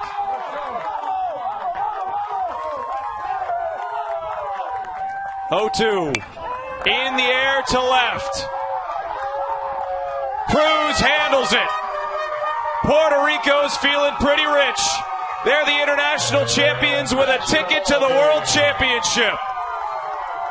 What a game by Puerto Rico. As we said, it wasn't the most pretty game defensively, but they found a way to win the ball game. They are the cream of the crop on the international side. They win the international championship game with the ability now to play the winner of Irmo and Easley, South Carolina, in the championship for the Senior League World Series title. A great job by Australia to fight their way through the losers bracket and make it all the way here to face a really good Caribbean team. They should be really proud of what they did. A trip well done here in the United States, and it's been a pleasure to watch them play. What a game, Stefan. Enjoyed it. We know for a fact that Australia will be happy with their performance. Disappointing result for boys down under, but Puerto Rico was the most dominant team in the international division. They will move on to the World Championship between the winner of Easley and Irmo. That's going to be a good one coming to you live soon for everyone here at JBO and Sports Complex and ESPN. For Gordon Beckham and Kevin Shank, our director and producer, I'm Stephen Carey. Puerto Rico on top, moving on to the championship.